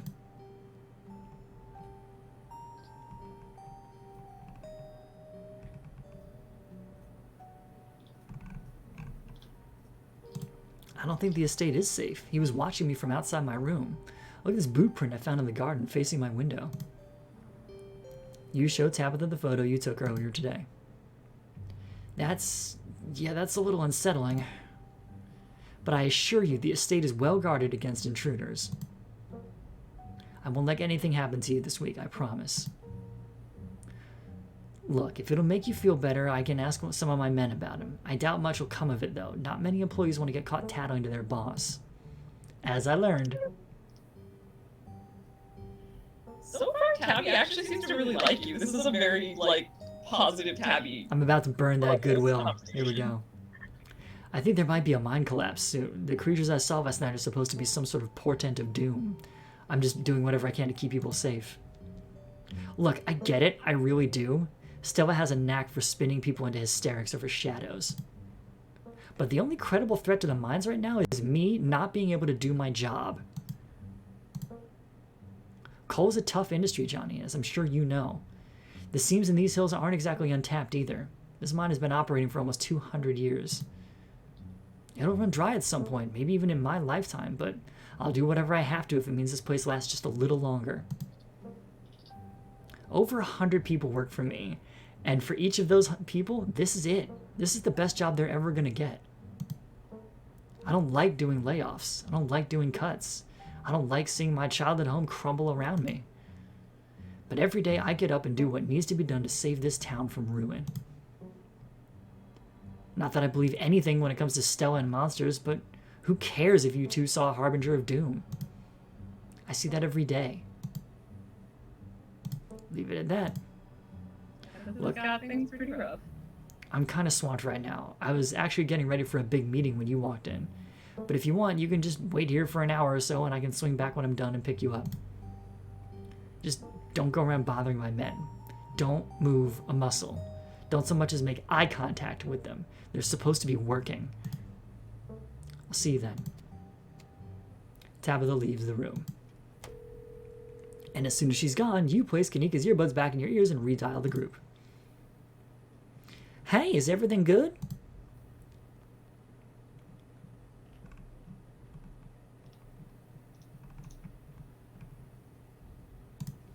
I think she's hiding something. That woman's hiding a lot of things, but if some of those things are related to what's happening in town... Oh, come on, Neeks. Cut Johnny some slack. Tabby's not that bad. She totally is, though. No use sticking around here.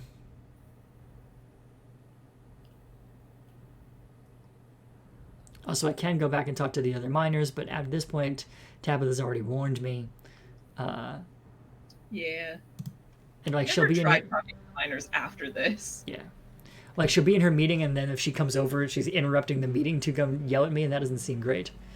Yeah. Anyway, as you leave Tabitha's office, you take a moment to get your bearings, only to be interrupted by a sudden movement out of the corner of your eye. A girl carrying a bundle of snacks pops through a hole in the fence and disappears over the crest of a hill. Hey, I think I just saw Rosalina. Wait, really? What's she doing here? Clearly she is doing a delinquency.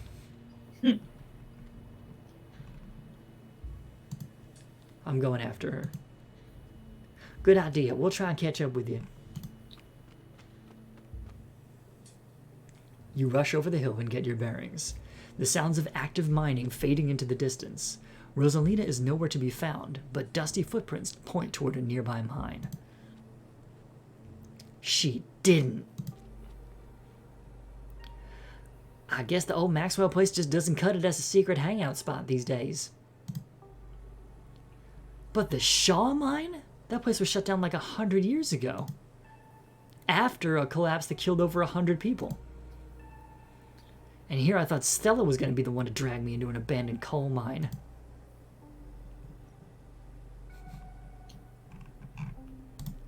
Have teens always been like this? I feel like I really missed out during my risk-taking years. I never did anything like this. Yeah, I would never. Pointed Sheepish. silence. Blush. There we go. Okay, maybe I poked my head in there a few times. Well, let's get in there before someone gets hurt. Well, you sure you want to tag along, Neeks? Johnny and I can handle this on our own. Yeah, I'm sure. As much as I hate confined spaces, I'm not about to let Rosalina get hurt in there. Even if it means I have to go underground. The face on Gretchen. That was good. Yeah. Stella and Kanika disappear into the mines.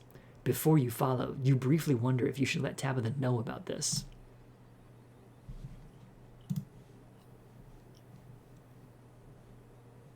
This one is actually a fairly significant choice. I feel like it's important to let Tabitha know. You pull out your phone and dial your cousin. What is it? You know I'm in a meeting. A kid just snuck into the Shaw mine. I figured you should know. What? Are you serious? Why do these things keep happening to me? Whatever. I'll head over there as soon as I can. Just stay where you are and wait for me, alright? God, I don't even know why I'm trying to reason with you. It's not like you'll listen.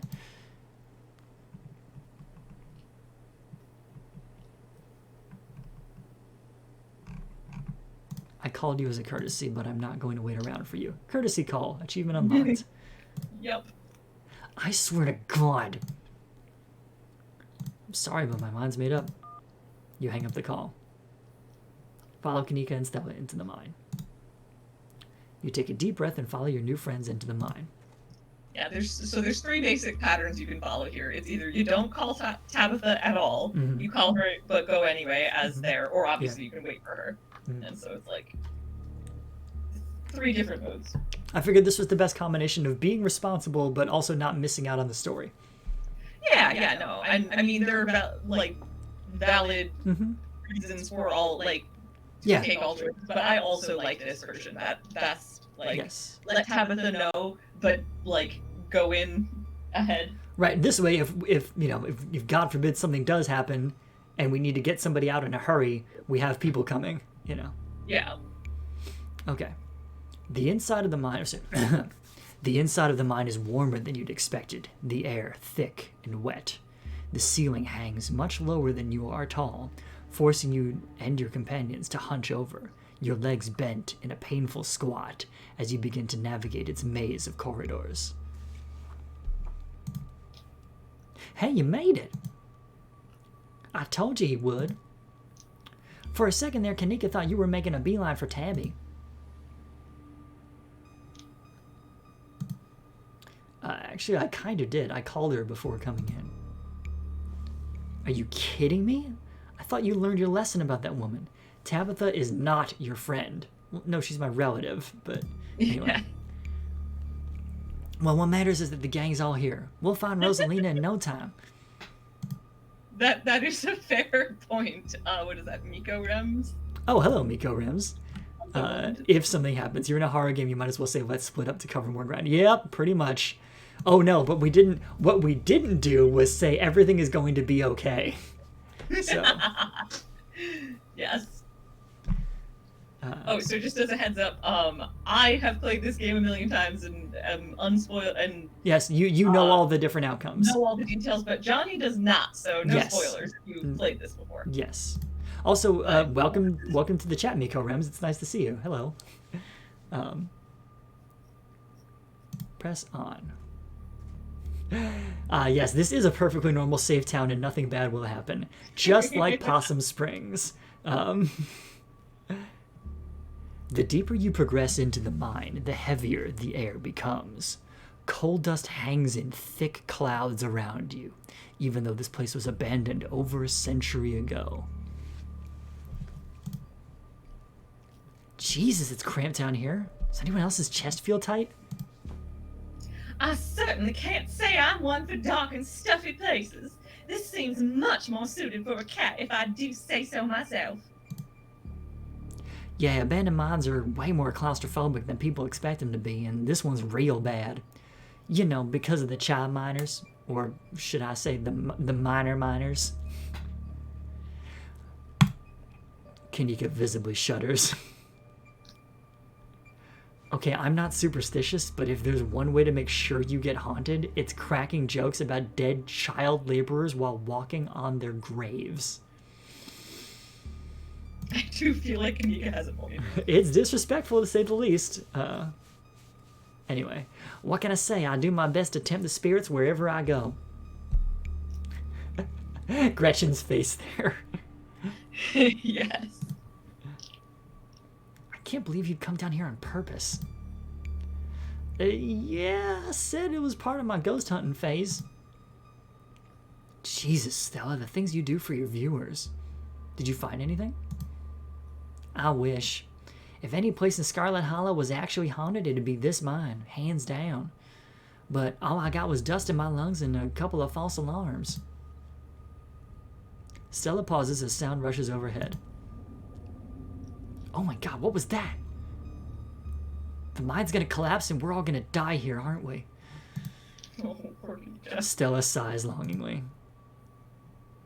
That's just how wind sounds down here. That's just the frames settling. Settling for whoever they can get. You sound so disappointed. It just brings back memories of my last foray into these depths. Every time I thought I'd finally found a spooky ghost, there wound up being a very unghostly explanation. Like local wildlife, for instance. Stella turns her flashlight up towards an alcove overhead. Say, what's the big idea? Yeah, we were sleeping here. Shut that light off, you nosy bastards. I am so sorry for my companions. Stella means well, I assure you. Those guys got me real good last time I was here alone. I'm sure you're quite worried about me after my behavior last night, Johnny. But let that interaction be assurance that my temper is most wholly under control. I wouldn't dare venture away from the safety of my Stella's arms in a horrible place like this. Pukura, I think the bats know the risks better than we do at this point. That's fair, yeah, like, because there's clearly, well, I shouldn't say. Anyway. I think the bats will be fine, that's what I will say. Sure. The animals are usually first to know, right? So. Yeah, they have very good hearing. Mm-hmm. After all. Oh my god, there are bats down here? I'm gonna get rabies, aren't I? I'm gonna get rabies and die in a mine collapse. Oh, Kanika. You holding up okay, Neeks? Nah, Stella. I'm pretty effing far from okay. Yeah, sorry, I'm just a little on edge. Kanika is stopped mid-sentence by a thunderous knock echoing from deeper in the mine. Okay, what was that? That was death. Of that I am certain. That was... I have no idea what that was.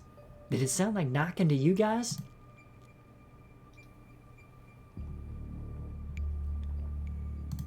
We should hurry and find Rosalina. Yeah, agreed. The sooner we get out of this death trap, the better. Gosh, I wonder if those sounds are Tommy knockers. Okay, no. Tommy knockers are not real. They're not allowed to be real. You're trying to give me a panic attack? I like that they're not allowed to be vibe. The line's got to be drawn somewhere. Yup. I'd love to spend some extra time poking around down here. Maybe it's got something to do with the mystery. The three of you are interrupted by a second, much less distant sound of a can being popped open. Okay, now that wasn't Tommy knockers. It came from this way. Follow me. Follow Stella. The only team I'm not sure I want to do is Zane because I just don't have a good Zane voice. Okay, you can give me a prompt for a Zane voice and I'll do my best. I want him to be like a stoner. I know at some point Tom had suggested Jason from The Good Place. Oh, it's a fun one to do. Yeah.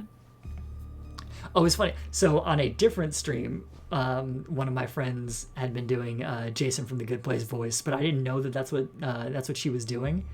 And so because she has a very femme voice, it just sounded like Brittany from Glee. Oh no. And that's what got me to be like, oh my god, I ship that couple. Oh no. Because here's the thing, both incredible dancers. Yeah, fair. Neither a single thought has ever crossed between any of those neurons. Yeah. Anyway, you and Kanika follow Stella further into the mine. You breathe a sigh of relief as the tight passageways give way to a small cavern. A group of teens turns and stares at you with annoyance. Oh, if it were 3 of them, it would be perfect. But anyway, sorry. What the hell are you all doing in here? What the hell are you doing here? You creeps? Are you stalking us? Yeah, creeps. I just said that, Alexis. If I wanted an echo, I'd yell into the Grand Canyon. She's awful. If I wanted an echo, I'd yell into the Grand Canyon. What are you, 5?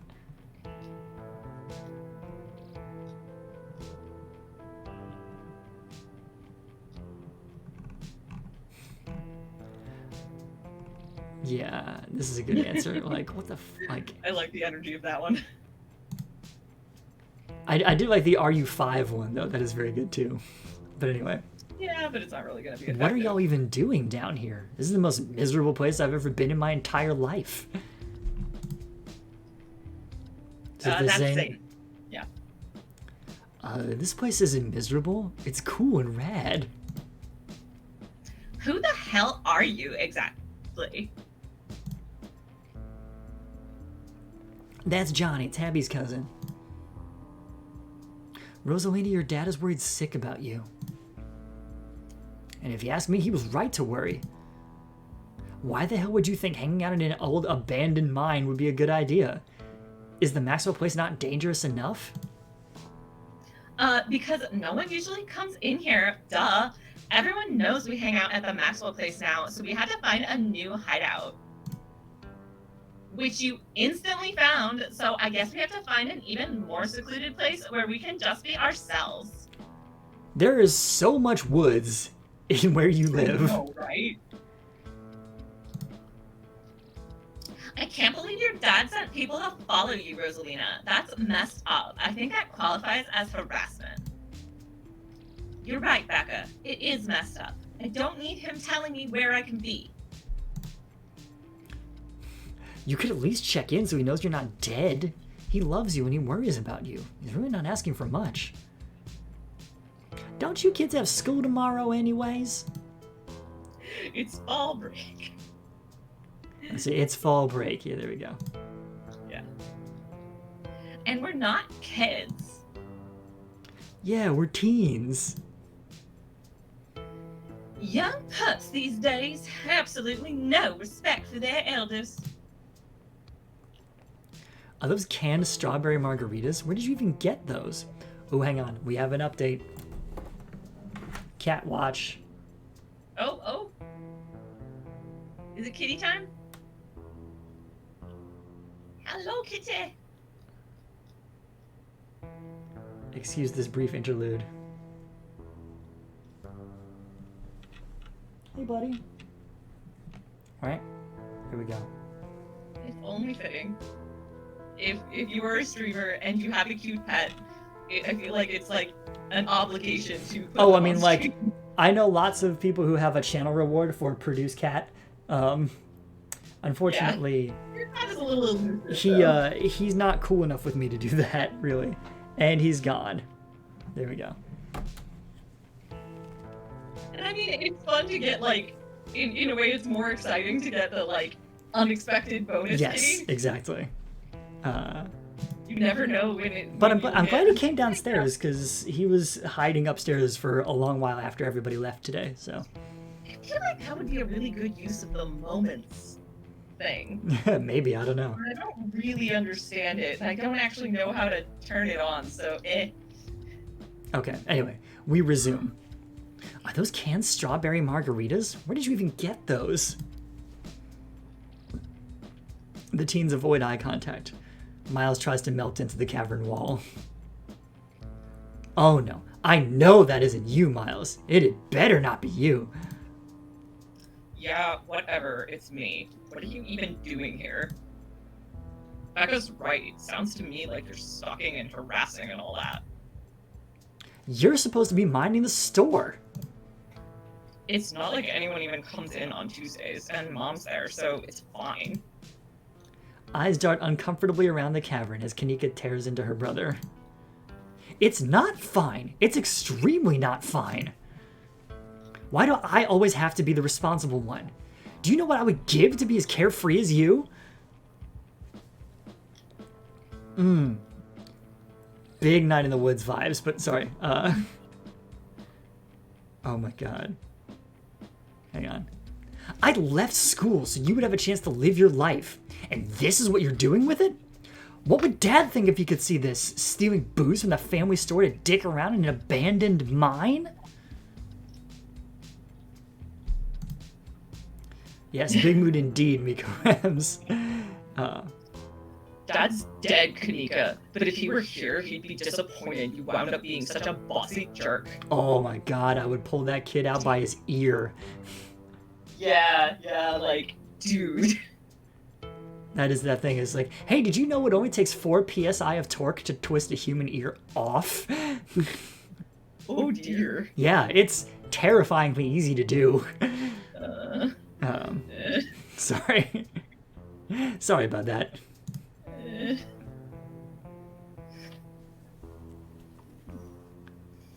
Anyway, it's your line. Oh, sorry. Who cares if we're having canned margaritas somewhere nobody's supposed to bother us?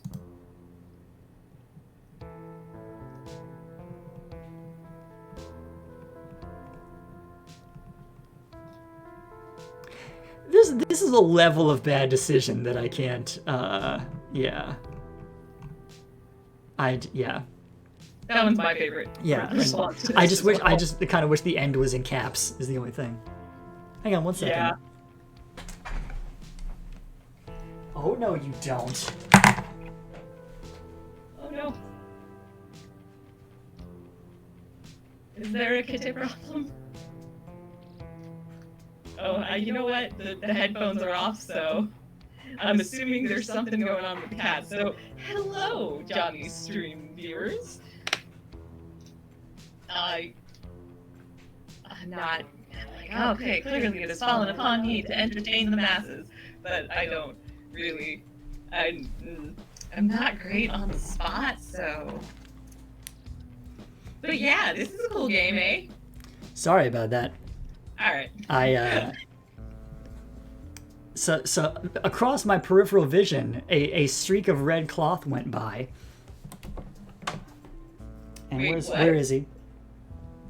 And this little criminal had a gift bag in his mouth that he was dragging around because he wanted to play with the drawstring on it. Oh. It's true, the muted color palette on the game is fun, Pukara. I agree.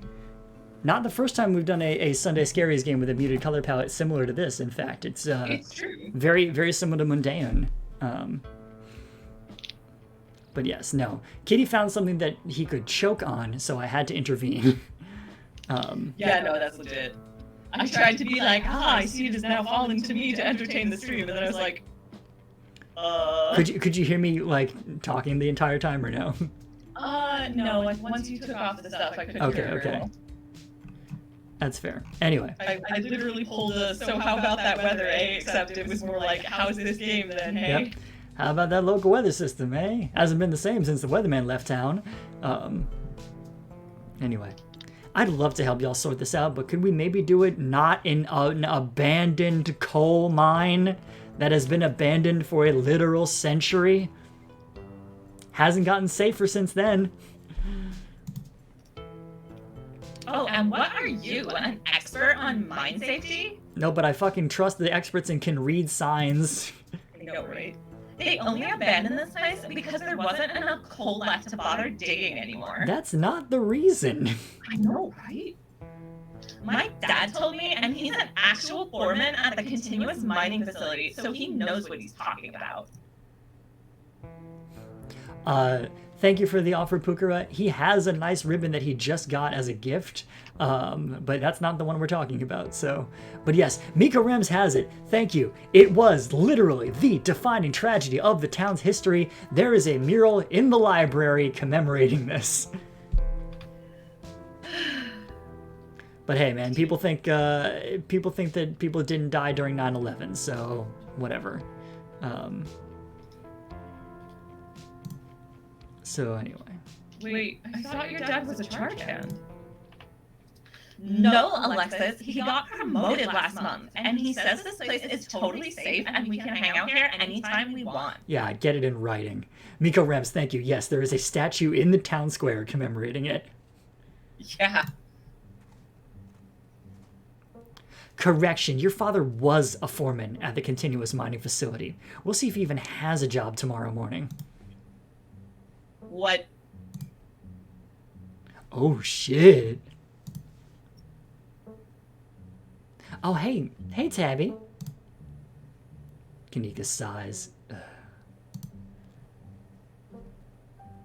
It's probably for the best that she's here.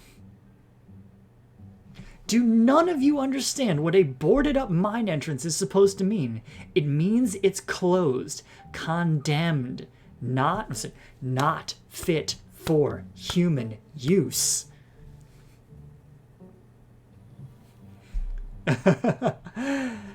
Yes, thank you, Miko Rems. Yes, it's easy to be on top of the side in this scene, even if not others.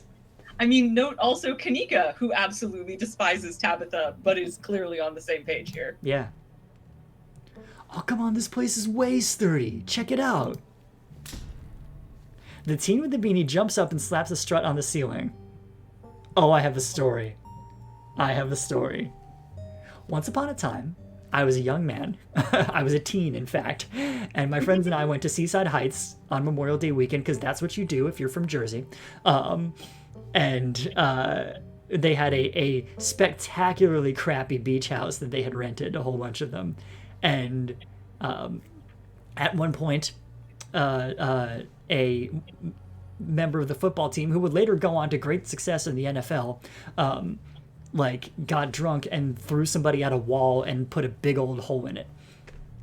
The next night, when we were there and they were talking about this, one of the 14 kids who'd then gone on this house together was talking about the structural integrity of the place. And they were just literally around the pool table playing as they were talking about this. And he was like, yeah, this place is built for shit. Watch this. And he takes his hand and he puts an open palm up and he touches the ceiling and he just pushes up and his hand goes through the drop ceiling.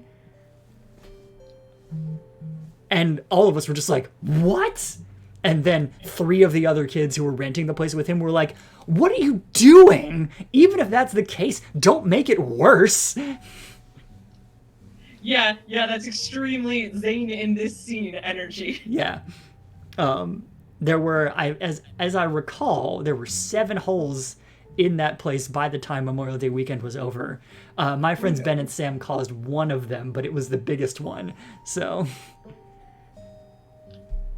Anyway. Well, sounds like an exciting weekend, and many yes, that was one where one of them was drunk and high enough to not be able to cross through a crowded area, and so was crawling on his hands and knees to try and get by everybody. And then the other one of them mockingly pretended to kick him, and then he recoiled hard enough to put a giant crack in the wall behind him. Also, how old were you again? We were 18 years old. You know what? Nope, you were 21. Totally. Absolutely. There's definitely. A statute of limitations on this sort of thing. And okay, fair enough. Yeah. I do not think that they're coming for us now. Oh no, a couple of teens were drunk on Memorial Day weekend. Yeah, but it sets a bad precedent. Fair enough. I was sober, so... Okay, fair enough. Actually, I appreciate knowing that. Yes. For you. I was babysitting. But anyway. Fair. The teen with the beanie jumps up and slaps a strut on the ceiling. Oh, was that the knocking we were hearing earlier? Oh my god, Zane, cut it out. You're embarrassing us. That's the reason you should cut it out. Oh. I'm sorry for Zane's behavior. I don't think he realizes how extremely 8th grade it is to jump up and hit things. No offense, Rosalina. None taken. The other 8th graders are totally immature. Not like you, Rosalina. You're chill and smart, too. Enough. The damage is already done. Now leave. I'm tired of people in this town dragging my cousin headlong into danger. can't believe I actually agree with Tabitha about anything. But this is the worst place I've ever been in my entire life, and I would like to see the sun again before I die. Mood, Kanika. Yes. Oh, Miko, yes, bless those little teenage crush hearts. I agree. I was also picking that up. It's true. Oh, come on, you guys. Maybe this isn't a big deal. We used to do dangerous stuff all the time, and I still do dangerous stuff now. And we wish you wouldn't. I mean, I don't like this particular situation with the whole ditchling thing, but outside of that, who are we to tell them where they can hang out? She owns this mine. Don't worry, she will be pointing that out. I don't know who you think you are in this situation, Stella, but I own this mine. There you go. It is entirely within my rights to tell them to leave, much like it is entirely within my rights to tell you to leave. Was your lifetime ban from my mines not a clear enough message for you? Hell yeah, Tabitha. Tear the sad 20-something to shreds. Hey, I'm defending you, and I'm not sad. Where did you even get that idea? My Stella can't possibly be sad with me around. How absolutely rude. These pups need to learn some manners. Yeah, Gretchen knows. Running a clickbaity YouTube channel where you run around in the woods chasing nothing is extremely sad. So she's sad. So what? Give it a few years and you'll be sad too. The passage of time is inescapable. Look, we just wanted to give Rosalina a good time. Her home life sucks right now. So we brought her to an abandoned mine, and we were thinking this wouldn't go poorly. I know, right? And yes, Mika, 100%. Becca, the terminally alpha bitch. Yeah. And we know where she learned it. And I mean, like, Tabitha with a little bit too much realness, but, like, not incorrect, you know? Yeah, and Johnny, you'll see where she gets it when you meet her mother in chapter 3. Oh, I'm sure. Oh my gosh. Oh my gosh. Alternate Becca voice for you, if you feel comfortable doing it. Sandy from the Fashion Club. I don't know the character, sorry. From Daria? Oh, well, you had to, like, Remind me of the context. The key, the practice phrase is G's Quinn. I'll say G's Queen. I'm gonna have to practice that. I could try it another time, but... Well, the thing is, like, that's one I can never do, because when someone with a mask voice does that voice, it comes out as comic book guy. Well, yeah, same reason you were saying. Like, I would probably have trouble to the Jason voice. Yeah. Becca would definitely be a Heather. 100% Becca would be a Heather. Mm-hmm. But anyway. Yeah, tell them about where you have to sleep with it. Yeah, I think you said that one. Sorry. We've been living in the library for the past couple weeks. Dad says we can't stay at our house. Give her the red scrunchie. Yes. They've got a hot plate and a couple of cots in one of the back rooms. It's actually a pretty sick setup. No, it isn't, Zane. Rosalina deserves better.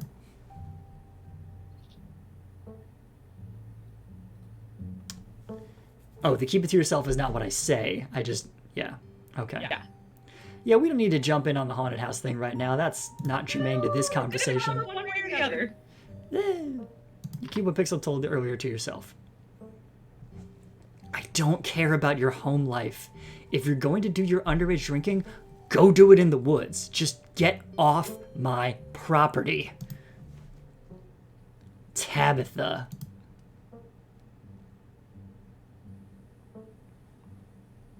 Look, Rosalina, I'm sure Scott has a good reason for all of that. He's a good guy, and he cares about you. He thinks our house is haunted. Yeah, Tabby does in fact want zero liability for other folks' dumb. Which is kind of legit. Oh no, not this again. And I should care because... Because it's such a bullshit excuse.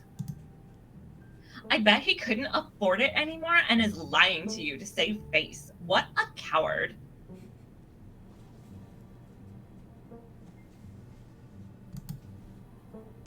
Becca, I don't think you can, like, say that about other people's families. Isn't that, like, bullying or something?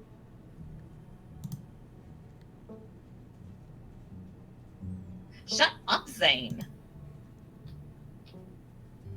Oh, yeah, no, I mean, again, in this whole sequence, Tabitha has not been wrong once. She's just been rude. Yep. Anyway. Well, Scott actually invited us to check out when we saw him earlier, today. It could make for a fun non-abandoned coal mine related activity. Just throwing that out there. Yes, to be clear, she should not have to babysit kids illegally drinking. She's very tsundere. Oh my gosh, yes, Puka, I agree so hard. She is very tsundere. I mean, she's kind of tsundere. There's like so many layers of tsun, and then a layer of shun, and then a layer of dairy. I mean, sorry. I went anime for a second there. Anyway. We got a Rosalina line. There's no ghost, Stella. It would be cool if there was, but Becca's right. I just wish he would be honest with me and tell me what's really going on. It's like he doesn't think I can handle it. Like I'm still a little kid. You are all children, and none of you realize how good you have it.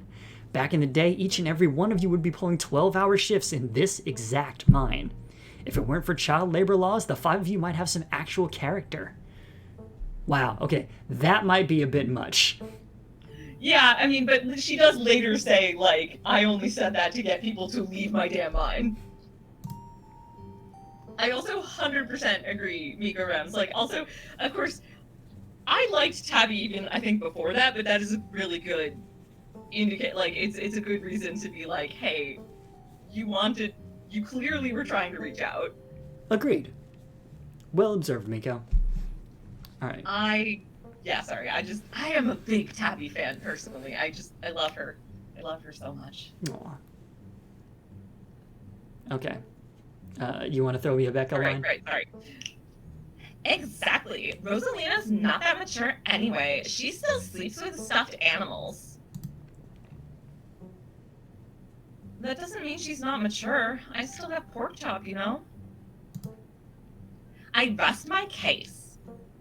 I always stop in my streams to comment on this, so I'm going to stop in your stream to comment on it too, Right Johnny. ahead. There is nothing wrong with sleeping with stuffed animals at any age. Oh, yeah. It is a totally fine thing to do. Also, pork chop sounds probably adorable. Also, I just grabbed the nearest soft friend. I have soft friends everywhere. You know this about me, Johnny. Hang on. Get this soft friend. Ugh. Soft friends are delightful, and you know what? It doesn't matter. You can sleep with stuffed animals if you want to at any age, and there ain't nothing wrong with that, and you shouldn't let anyone make you feel bad. Indeed. That's my PSA. This is the closest one I could find. Oh, wait, what was it? This is one you can there. guess whose this is. Yeah. I like it because it looks like the baby bunny from Disney's Robin Hood.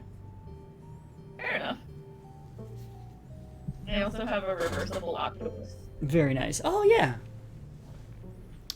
Okay, Miko says $5 says pork chop isn't a pig. Maybe she's a fan of Doug and pork chop is a dog. Could be, right? Oh, I mean, I would not have remembered that his dog was named Pork Chop, but, you know, possible. Yeah.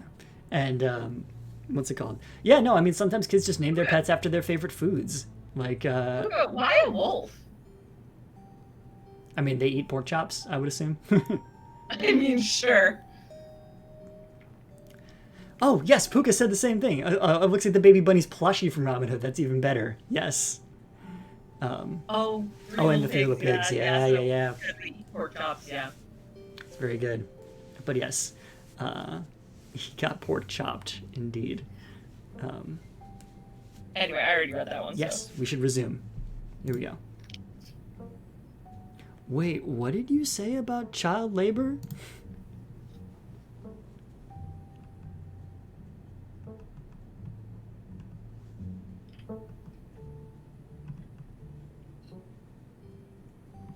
I do like at this rate, I'd be surprised if your house wasn't haunted. Yeah, I usually default to either the top one or that. Mm-hmm. Okay, at this rate, I'd be surprised if your house wasn't haunted. I've seen some real bad things in this town, and even if it isn't a ghost, that doesn't mean Scott is lying to you. Ugh, why are all the adults in this town such weirdos? There is no ghost. There are no such things as ghosts. Oscar is just lying. Yo, what if we break in and ghost bust the place anyways, just to be sure? Oh my god, Zane, you can't ghost bust if there is no ghost. One would argue that you would be guaranteed to succeed, right? If you define a successful ghost bust by when you leave there are no ghosts, then that's a guaranteed win. Also, Rosalina lives there. She can't break into her own house. Oh, hey, thanks, Pukura. Oh, that's so cute! Oh, the little corgo! Oh. Oh, they go, ow! It is very cute. Yes, Nika Rems, also- yes, thank you. Thank you for finding the dialogue option I am not finding here. Yes, can we have this discussion anywhere but inside a condemned centuries-old mine shaft? That was really what the top one was like, you know, okay. I'm happy to help you sort this out anywhere that isn't here. Yes. There's no ghost that you know of. I bet we could figure out how to bust it if it's actually real. And if it isn't real, well, problem solved. You know, Rosalina, you could always stay over at my house until Stella ghostbusts your place. We have a finished basement with a pull-out couch. In the fashion club analogy, Alexis would clearly be Stacy. Oh my god, and Zane would be Tiffany. Oh no. Oh, that kind of works. Yeah, no, my brain just did not move fast enough to get fashion club. Yeah, no, if I do Zane as Tiffany instead of Jason, it's a slight variation, but not far off. Fair. Okay. Why are we talking about... Sorry. Go ahead. Yeah. Clarify that I'm transitioning, so back to game. Why are we talking about this like it's a thing? It's not a thing. There is no ghost. I don't care, and I can't believe I wasted this much time trying to argue with literal children. I am washing my hands of this and calling the cops. Feel free to leave before they show up. You hear that, Miles? We're leaving. I suggest the rest of you kids leave this empty mine before someone gets black lung or gets crushed by rocks or meets any of the many terrible fates people tend to meet in abandoned mines. Yeah, so Miko, Shaggy seemed the too obvious play. I was trying to find something a little bit less, that would be a little bit different from that. But We're yes. going Jason from The Good Place. Yes, but yes, like zoinks, exactly. Kanika is interrupted by a pair of thunderous knocks. I have known it before. It's okay. It's not as great as Velma's full name, which is Velma. Oh god, I don't remember her middle name, but her family's real last name is Von Dinkelstein, but they changed it to Dinkley at Ellis Island. Anyway, that wasn't me. I swear.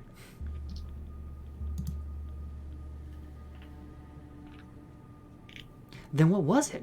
Come on, Stella. Didn't you have a whole list of perfectly natural explanations for scary mind noises? Please? Yes? Oh, it's Tommy knockers for sure. I know this is why we didn't... I know this isn't why we came down here, but we gotta check it out. Stella! I know, but weird stuff's been happening all around here the past few days. What if this is our chance to get an actual solid lead? The stakes couldn't be higher. Do you have no sense of self-preservation? I want you out of here, Stella. Oh, come on, Tabby, you can come along too. If you guys are going after something spooky, count me in. That was were you trying for Tiffany that time? Yes. Fair. Yes. Freddie Jones, the most ordinary, it's true.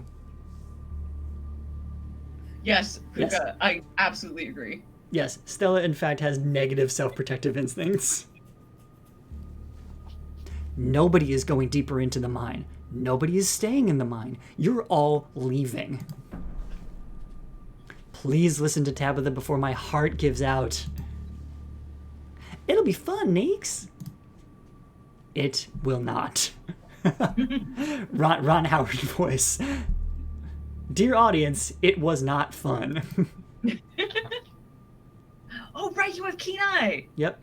You hear something over the sound of Stella pleading with Kanika and Tabitha. Something like the shuffling of feet on stone and the whispering of mischievous teens. You turn to see Becca and Alexis gone, and Rosalina anxiously hovering in front of a small tunnel in the cavern wall. She freezes as you notice her.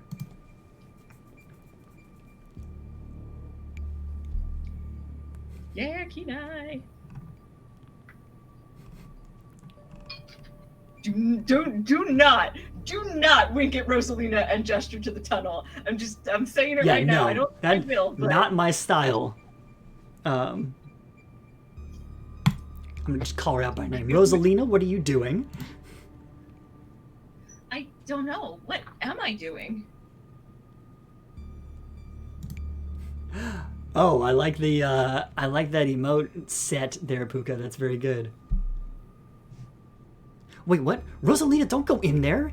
Becca and Alexis, stop trying to get us all killed! Sorry, guys. I'm gonna hang back. Ugh, I knew you weren't cool enough to hang out with us, Rosalina. Come on, Alexis. We'll have more fun without her. At this point, what fun are you really going to have down there? None. Becca's just awful. Oh, alright. Are you kidding me? Rosalina, what were you thinking? What were they thinking? I don't know. I'm so sorry. Pukara, you're telling me there's a not a cult emote? That's so good. I need to know where that comes from. That's a delight.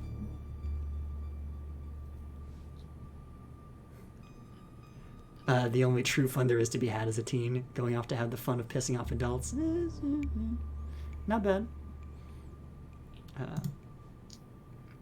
Unbelievable. Wow, Kanika, maybe if you weren't still scared of the dark or whatever, you would have noticed them sneak off.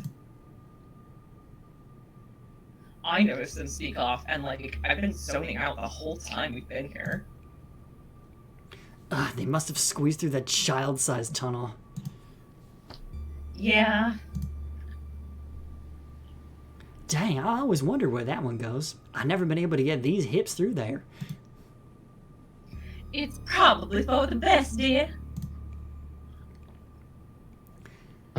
Stella, stop sneaking into my mines. Please, I am literally begging you.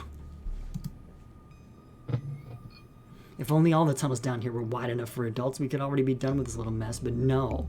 There just have to be remnants from a bygone era. Yes, Stella has healthy hips, confirmed. Let's see here. Alright. Didn't you just talk about how child labor was the good old days a minute ago? I was trying to get you to leave my mine. Becca shouts back from the other end of the tunnel. We are not about to let you come in here and ruin our good time. The mine is safe. I've been here 1,000,000 times. Yeah, if Becca says we're safe, then we're totally safe. Also, sorry, Rosalina. I'll see you tomorrow. Whatever. Come on, Alexis. I know a cool spot this way. I do. Now I want the Stefan, this place has everything description of the night spot of the child-sized tunnel inside the abandoned mine. Oh my gosh. I mean, Miko Rems, yes. You make a very good point. Miko, again, on point. The 130 dead miners there 1,000,000 times. Okay. Okay, I think I know where that tunnel rejoins the rest of the mines. So, yes, I didn't know where that sentence was going when I started it. Okay, I think I know where that tunnel rejoins the rest of the mines. I'll go look for them, and I want each and every one of you to take note of the fact that I'm doing that. Because if those idiots get themselves lost and die, I am not letting their families sue me into the ground.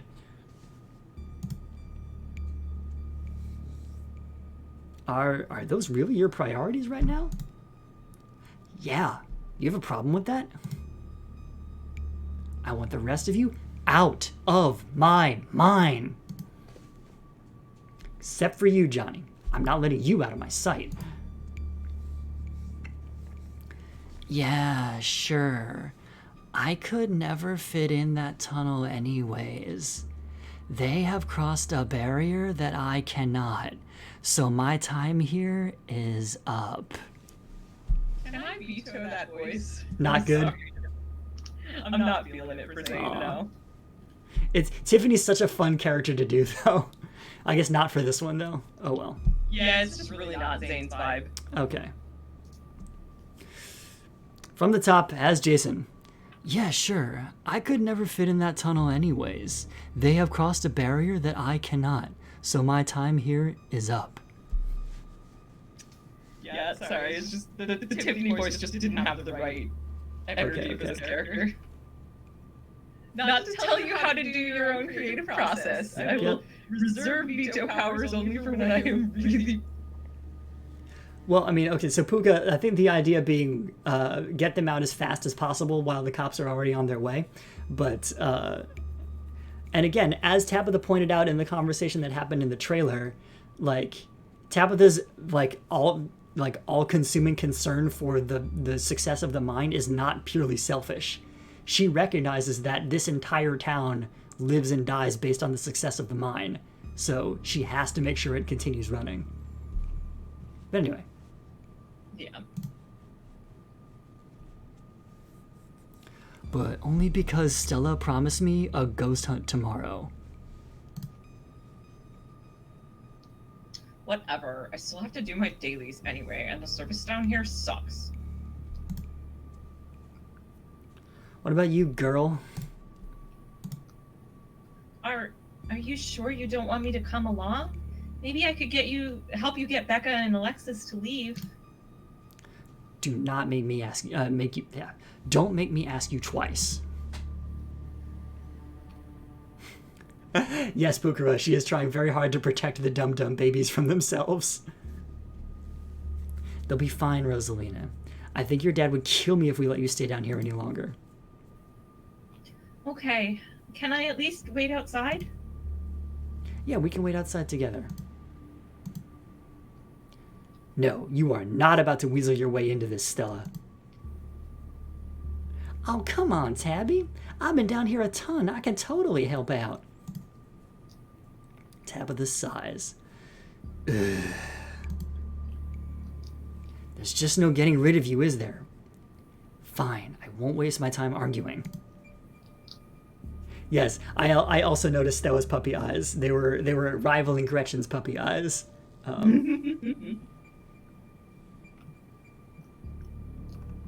Wow, that's harsh. What's the point of going after them? They don't want to listen to us?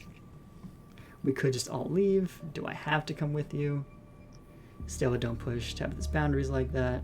Tabitha, don't push Stella away like that. She hasn't done anything to deserve it. I don't know if that's true.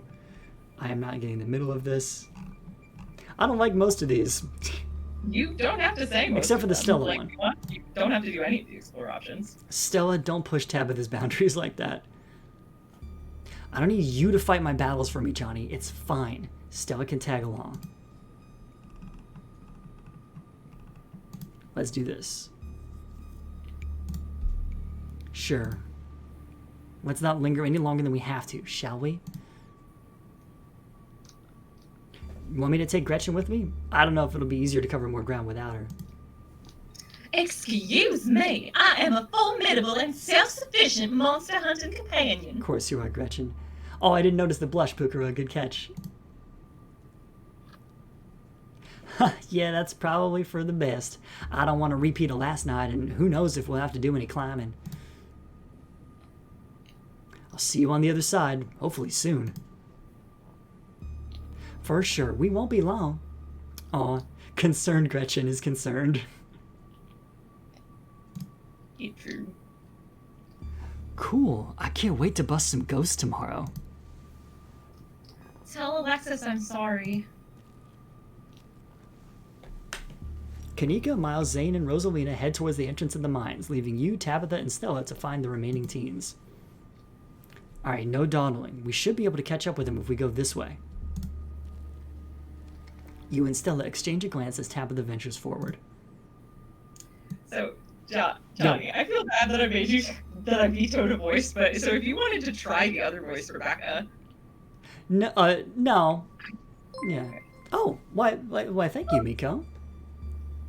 That is very kind of you. Sure, the ghost has a reasonable explanation. Oh, that's good. Alright. As the three of you move deeper into the mine, you hear echoes of conversation bounce across the walls. Becca, why are we doing this again? I thought you thought Tabitha was, like, really cool. Why are you trying to get her all mad? Oh, for the record, one of the things I like about your Becca voice is it sounds a little bit like LSP, so... Oh, okay, fair.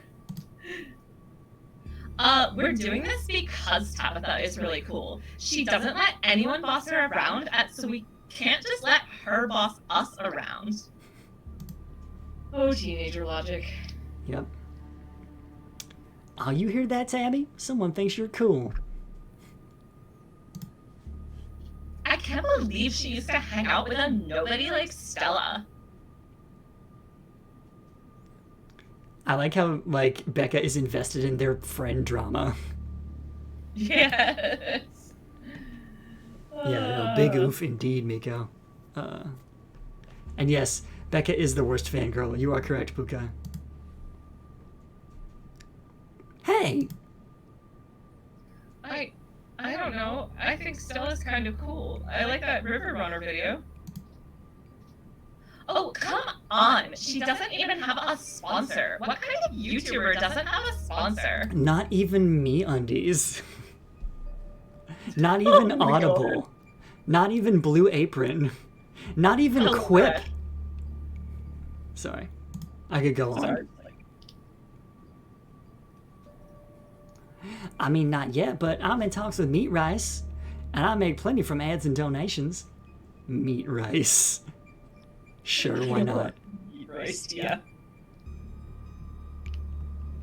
Dang, Stella, Meat Rice? It's a big deal. How does it feel to have a teen girl think you're cool, Tabitha? No, I'm not going to do that.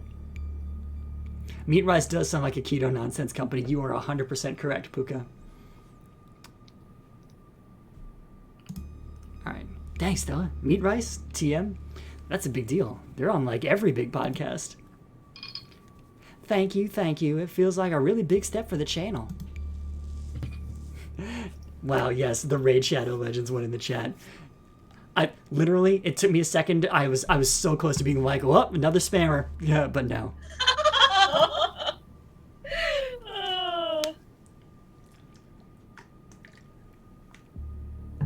In fact, our streamer friend Tapao is currently, I think, Sponsored by Raid Shadow Legends. Wow. Through Stream Elements. Hey, sure, whatever. I just wish Becca hadn't said all the things she said tonight.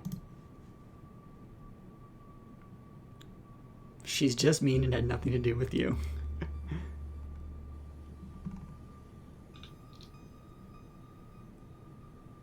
Yeah, that's accurate.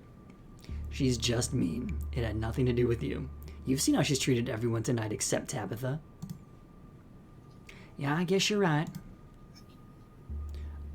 I'm surprised you don't have thicker skin about this, Stella. You never struck me as someone who let other people's opinions bother you. The Scarlet Hollow trip into an abandoned was sponsored by NordVPN. Yep, when you don't want the adults in your life tracking where you go and what you do, you should use a VPN.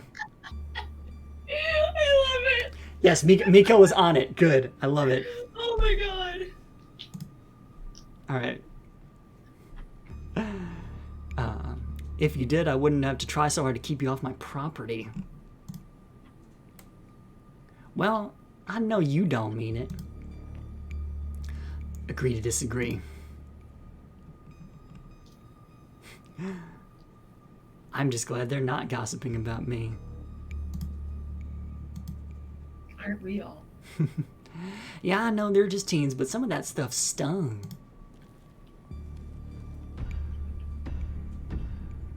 Another knock, closer, interrupts your thoughts, followed by another, followed by another. Is it just me, or is that knocking coming from the same direction as those kids? It's not just you. Sorry. My room decided that right now is the correct moment to start making weird noises. It's trying to help. Mm-hmm. Do the Gboard combo emotes work on Twitch? I don't know. No? Okay. Sorry.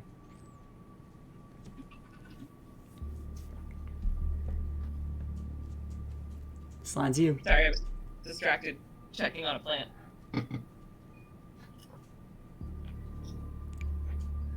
It's true. Right. It wanted to do the ghost to go. Yeah, there you go. Alright. I really don't like that knocking. Calm down, Alexis. It's just mind sounds. Did you see that? No, it was just a shadow. There's no reason to get freaked out. Becca, I swear, I saw something. Shut up! There's nothing down here! Stop trying to scare me!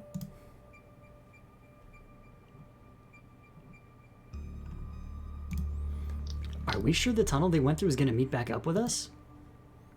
Yes, I'm familiar with all the old maps of this place. There should be a central chamber not too far from here where everything joins back up. What did they see? Tommy knockers. It's not Tommy knockers. They're probably just jumping at their own shadows. You said it yourself, Stella. As soon as they got deeper into the mine, their bravado in the face of authority would vanish into a puff of smoke. Yes, it's true. Sounds in a non-active mine are indeed a bad thing. Yeah, no, if we didn't have Tabby here, things would go very differently. Especially if we didn't notice the kids. Like... Yeah. It's probably just rocks falling somewhere deeper in the mine, which is also bad for obvious reasons.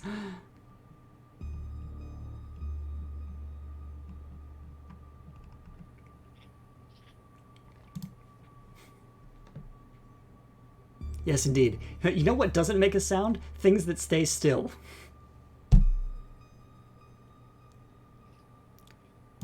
We're getting closer. Let's keep moving.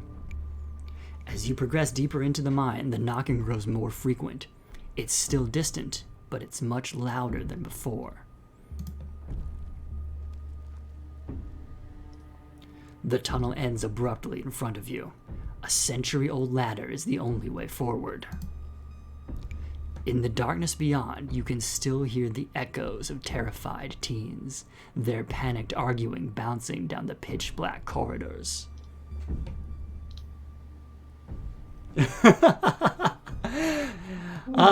We're here to help, Miko. Becca, we need to leave. This isn't fun anymore. This is plenty fun. I bet you're only saying that because you want to hang out with that dorky crush of yours. She's just an 8th grader. Okay, but like, what are they doing that is fun down there? No, nothing. Becca's just trying to save face. Becca, this isn't about Rosalina. I know you can hear that knocking. Miko Rems, remember that because of the shape of the Earth and the position of all of the oceans and everything else, somewhere in the world, at some distance, there is a shark behind you. But you know what? That shark is 110% behind you, wants you to do well, wants you to succeed in life. Oh, Johnny. Is that a quote? It's it's a meme thing. I don't remember where I saw it originally, but I like it. I sent it to my friend Anne, who's a big shark fan. So, yes, sharks are wonderful. It's true. Anyway, and here we are. The tunnel they crawl through passes through the chamber below, and it sounds like they're still down there. Oh my gosh, what a good emote, Pukara. Emote game on fire tonight. I've never been this far in. Oh, this is a two-parter from Miko. I want to see what the second part says. Sharks in media, I will devour you whole. Sharks in reality, bonk. Really? Yeah, for the most part. I mean, occasionally not, but for the most part. Anyway, congratulations, Stella. You got what you wanted. There you go. Oh my god, Puka, that one's even better. Alright. Tabitha crawls up to the ladder and disappears over its edge. Alright, let's do this. Stella hoists herself up over the edge and begins to climb down. I guess we're going down into the pit. You walk to the ladder and climb down. Aw. Yeah, whatever channel that is that they're from is very, very good. Oh, Therapy Enjoyer. Okay, cool. It's a good shark. Alright, anyway. Hey kids! Oh, great. The adults are here. Thanks, Alexis. Real nice. Oh, 2 different keen eye ones, huh? I think there's actually wow, more. A lot. Wow. Okay, all of these are keen eye. Interesting. Yes. You wouldn't have these options if you didn't have keen eye. Interesting. Becca, is needing to feel like you're better than other people so important to you that it's worth being buried alive over? The answer is yes. Do you have an actual death wish? Because I can see this place starting to collapse. Becca, what are you doing? Alexis, you're so much braver than you think you are. You don't need to let Becca kick you around. Aw, I like that one that's positive. I don't think there's any reaching Becca, so I'm going to go for Alexis. Oh, Miko, the question for Tabitha, does she just have the one dress or a closet full of identical dresses? Could be a Doug/Charlie Brown situation where it's just a closet full of identical ones. I remember that episode of Doug. Yep, where everybody bit his style for like a week. And he tried to prove it by showing people his closet. Yep. Okay. Alexis, you're so much braver than you think you are. You don't need to let Becca kick you around. Excuse you? No, excuse you, Becca. I don't want to be down here. I don't want to hang out with you. I just want to leave. I'm going to do that right now. Whatever. Ugh, this isn't fun anymore. Fine, we'll leave. You ruined it, Alexis. It was fine until now. Right, Miko Rems? Yes. Hell yeah, Alexis. Then do it. Leave. Now. Whoa. Good job. As Becca and Alexis move toward the ladder, As Becca and Alexis move toward the ladder, the black chamber before you draws your focus. The voices around you, those of the teens and your companions, sound odd, distant. Step forward. There is something in the darkness before you that is much louder, though you don't hear it. Walk towards it. You don't hear it, but you can feel it in your chest. A desperate need to perceive and be perceived.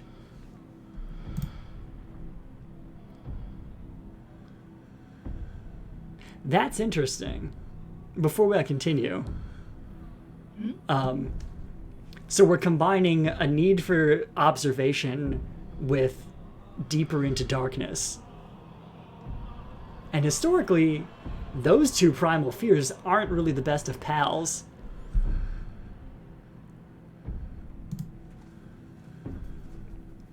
Hey, are you all right, Johnny?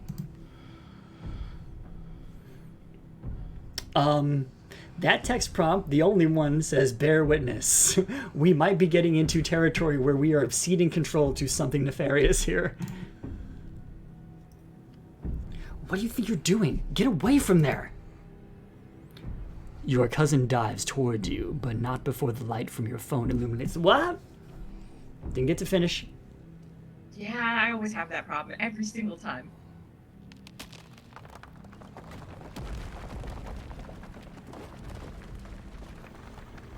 Jesus. Johnny, are you all right? Oh, thank God you're alive. It looked like you had a seizure or something, and then you and Tabby just conked out. I'm fine. Ugh.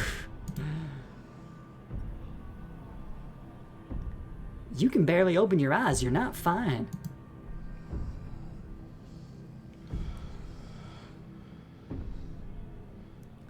I like the Black Tabby one. That's very good.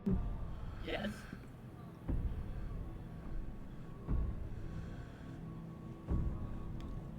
Yeah, and Tabby. Yep. So, something in the blood.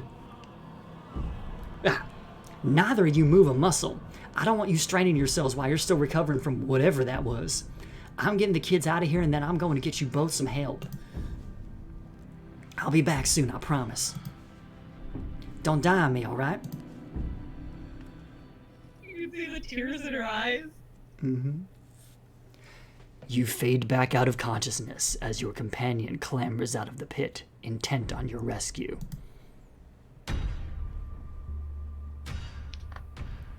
You raise up on your elbows, head still swimming from the visions, your surroundings coming back into focus.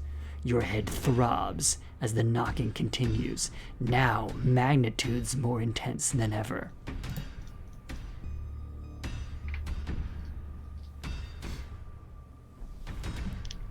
You can't help but notice the timber struts around you trembling, as if they were being struck by invisible blows with each knock. They're all that stand between you and the many tons of rock over your head, and they suddenly seem terribly fragile. God, that knocking is not helping my headache. What the hell just happened? Oh, so that's where it comes from. That's interesting, Miko. I didn't know that. Did you know that, Hanapengu? Surprisingly, despite the fact I'm on the Black Tabby Discord, I did not. I was also surprised by that. Cool.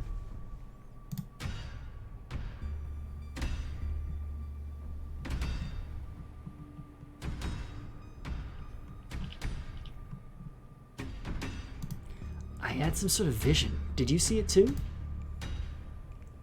There's gotta be fumes or something down here. It's an old mine and these places are death traps. We probably just hallucinated. Are you literally gaslighting me? Well, it's not literal gaslighting, because it's coal, not gas, but... Are you coal lighting me?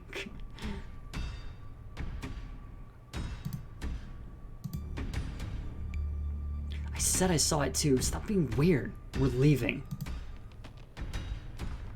The entire cavern shakes with the sound of rock fall. I don't know what the hell is up with this knocking, but that is the sound of a mine collapse. Quick, up the ladder!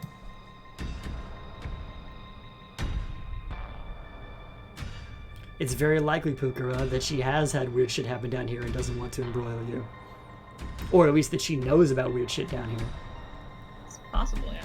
Climb like hell. Ooh, that was a spooky shot. This way, come on! Your cousin moves with the kind of swiftness... hang on. Your cousin moves with the kind of swiftness you'd expect from someone who spent her entire working life in and around coal mines.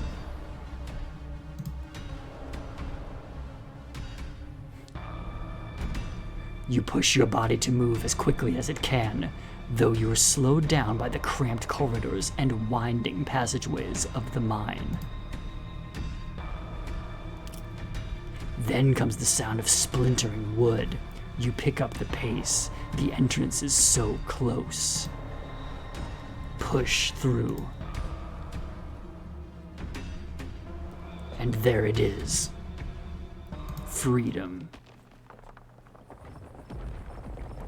You and Tabitha manage to squeeze through the entrance just as the walls of the mine come crashing down. Ah, pro babysitter achievement unlocked. Yes, congratulations on avoiding the horrible choice by having the right skill. Hooray! Go Keen Eye. Yes, this is the Keen Eye Saves the Day chapter. Mm-hmm. Holy shit, you're okay. Thank God. And everyone's accounted for. That was a surprisingly close call. You say surprisingly, I say entirely expectedly. Yeah, well. But yes, no, good thing we didn't have to drag 3 kids out. Very true. Mm-hmm. We could have all died in there. What did you weirdos do? Everything was fine until you adults showed up. Child. Yes, I'd say well. go home, but you're not going anywhere. Oh my god.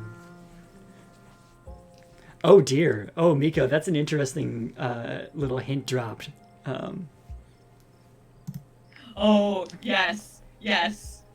I felt very similarly, Mika Rems, but we shall not comment. One assumes that happens on your Thembo playthrough? Yes. Good, good. Anyway. Becca, shut up! What did you just say to me? I said you should shut up. I'm sick of your two-faced bullshit. They didn't almost get us killed down there. You did! And now you're trying to pass it off on whoever else you can. It's just the cherry on top of this whole shit show of a friendship. Yeah. Get her. Fucking go, Alexis. I'm really not in a good headspace for this conversation. I could have died in there. Why are you doing this to me? No, enough. No playing victim this time. Being friends with Rosalina has made me realize how horrible you are to me. Friends aren't supposed to be mean to each other. I mean, not that kind of Not mean. like that, yeah. Yeah, no. Friends shouldn't be scared of each other. I never wanted to go into that stupid mine. It was your idea, and we could have died. If these grown-ups hadn't shown up, we could have been buried alive in that stupid little tunnel drinking stupid strawberry margaritas in a can. Screw all of you!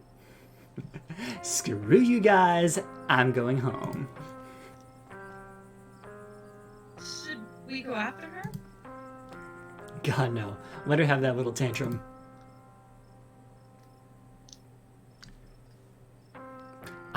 You know, Miko, I've been thankful that in my life I have never had a friend who I was scared of, at least not for any length of time.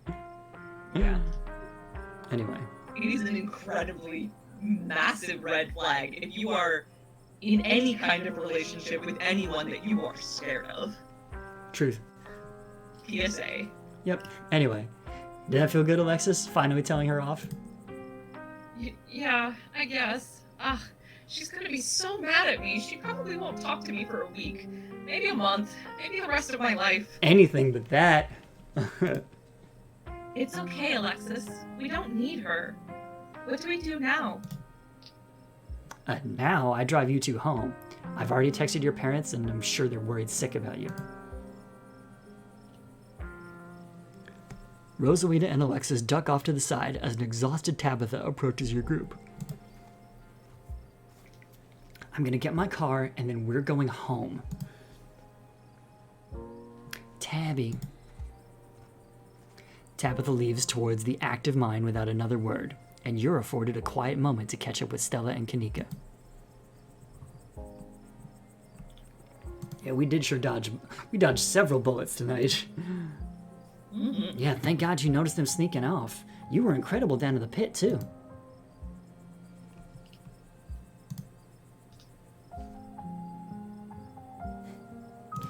That was our ditchling problem, right? Case closed. Good work, team. No reason to investigate further. If anything, we're left with more questions than we started with this morning. And we had a lot of questions this morning. This is all a little too magic for me. Just because 2 bad things have happened doesn't mean there's a pattern.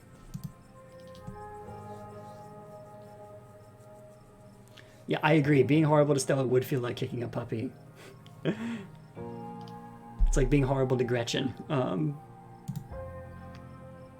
Anyway. Agreed. I do have the Karen run, but like I've been finding even in the run where I'm trying to be a mean character, I'm just not doing a good job of it. I mean, like, it takes a certain kind of person to do that in video games, so. Yeah. I thought I could do it because it's an interesting story thing here, where it's not just being mean for the sake of being mean. There's like different story options and stuff. Yeah. But that was like, when I played Infamous 2, I played through the whole game being nice like I would normally do, and then I played through it again because I'm like, oh, if you're awful, you get fire powers, and I want to see what the fire powers look like, and it killed me to do it throughout the entire thing, and I got the fire powers, and they were very underwhelming. Miko Rems, for what it's worth, I also have a ton of streams of Scarlet Hollow, and I am currently in the middle of a like Karen run, whereby I mean a character who is intended to be a like entitled asshole Karen type. So I'm trying to be. I am maybe not always doing the best at the mean options, but I am. If you want to see them, like I am doing the stream partly for people who can't bear to be mean to see what it looks like to be mean. Yep. And you can catch those streams on your channel, and also the VODs are on your YouTube channel, right? Yes. Awesome. And I mean, like, the recent VODs are on your Twitch channel as well, but... If I point here, it will be name. Yes, it's displayed on there, and we can... Hang on. I got something for that.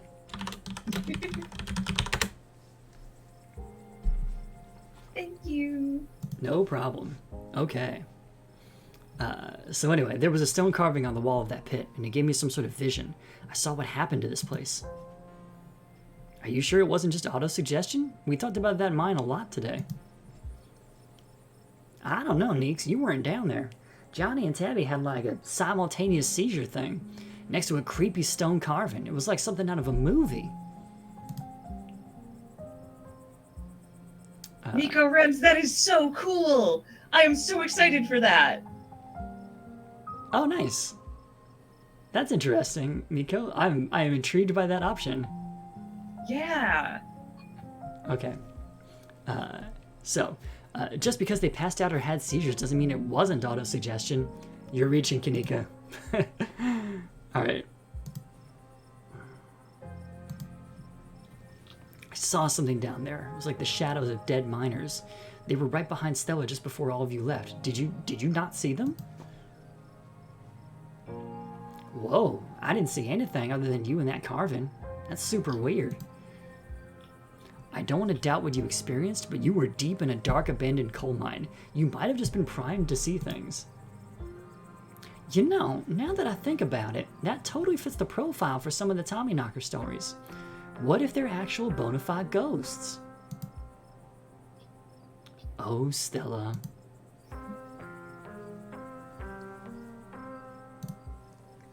Everything that happened down there centered on that main chamber, where I saw the carving. Yeah, Stella showed me a photo. Weird stuff. Maybe you weren't entirely off base about that cult stuff you mentioned earlier today, but that thing felt old. Could be an old cult. Are you sure those were Tommyknockers? Well, it depends on what you mean by sure. Is anyone really sure of anything? They fit the description pretty well, but I don't know what else they'd be. Yeah, no. Stella's the one who's just like, well, you can't know anything. I have no idea what happened in there. I need to do some reading on mind collapses, I guess. What happens now? It looks like Tabitha's back. I'd better drive these kids home. Come on, let's get back to the estate. It's been a long day and I need it to be over. I'll see you tomorrow, okay, Johnny? Excuse me? Just stop trying to get my cousin killed, Stella. Come on, let's go. Tabitha starts walking to her car, pulling you by your arm.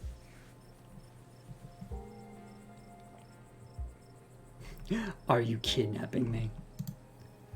I'll text you when we're back.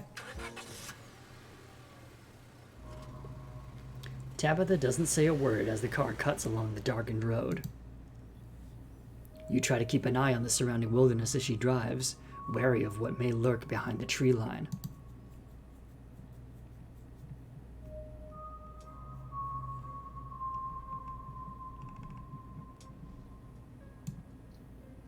So far, how are you holding up is the one I want to do. How are you holding up? I've been better.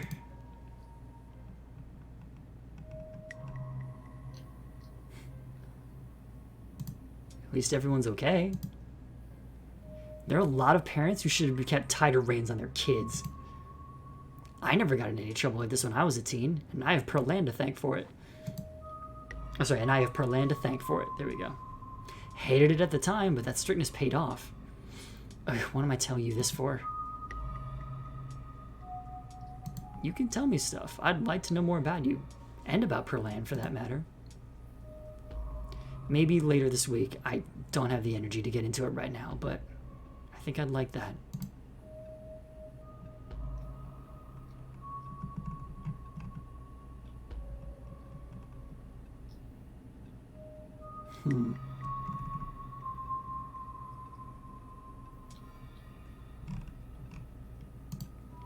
You're right. There are a lot of adults who should have done a better job tonight. Exactly. People who aren't ready to be parents shouldn't be parents. And clearly there are some parents who aren't ready. Take Oscar. There are tons of people more qualified to be parents who can't even conceive. And here he is having a kid at 19 and clearly letting her do just whatever the hell she wants. It's not fair.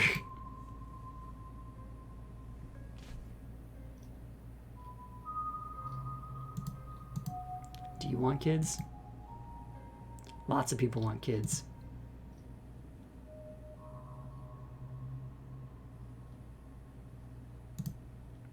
Sorry about today. It's fine. You and Kanika really don't seem to get along. She pushes my buttons. I mean, is there some kind of history there? Or, yeah, Miko, I'm seeing those and I just didn't have a thing to say about it. But yes, no, it does seem like there's things here that go personal. There's some kind of history there, or... No. Now quit talking. I just need to focus on the road.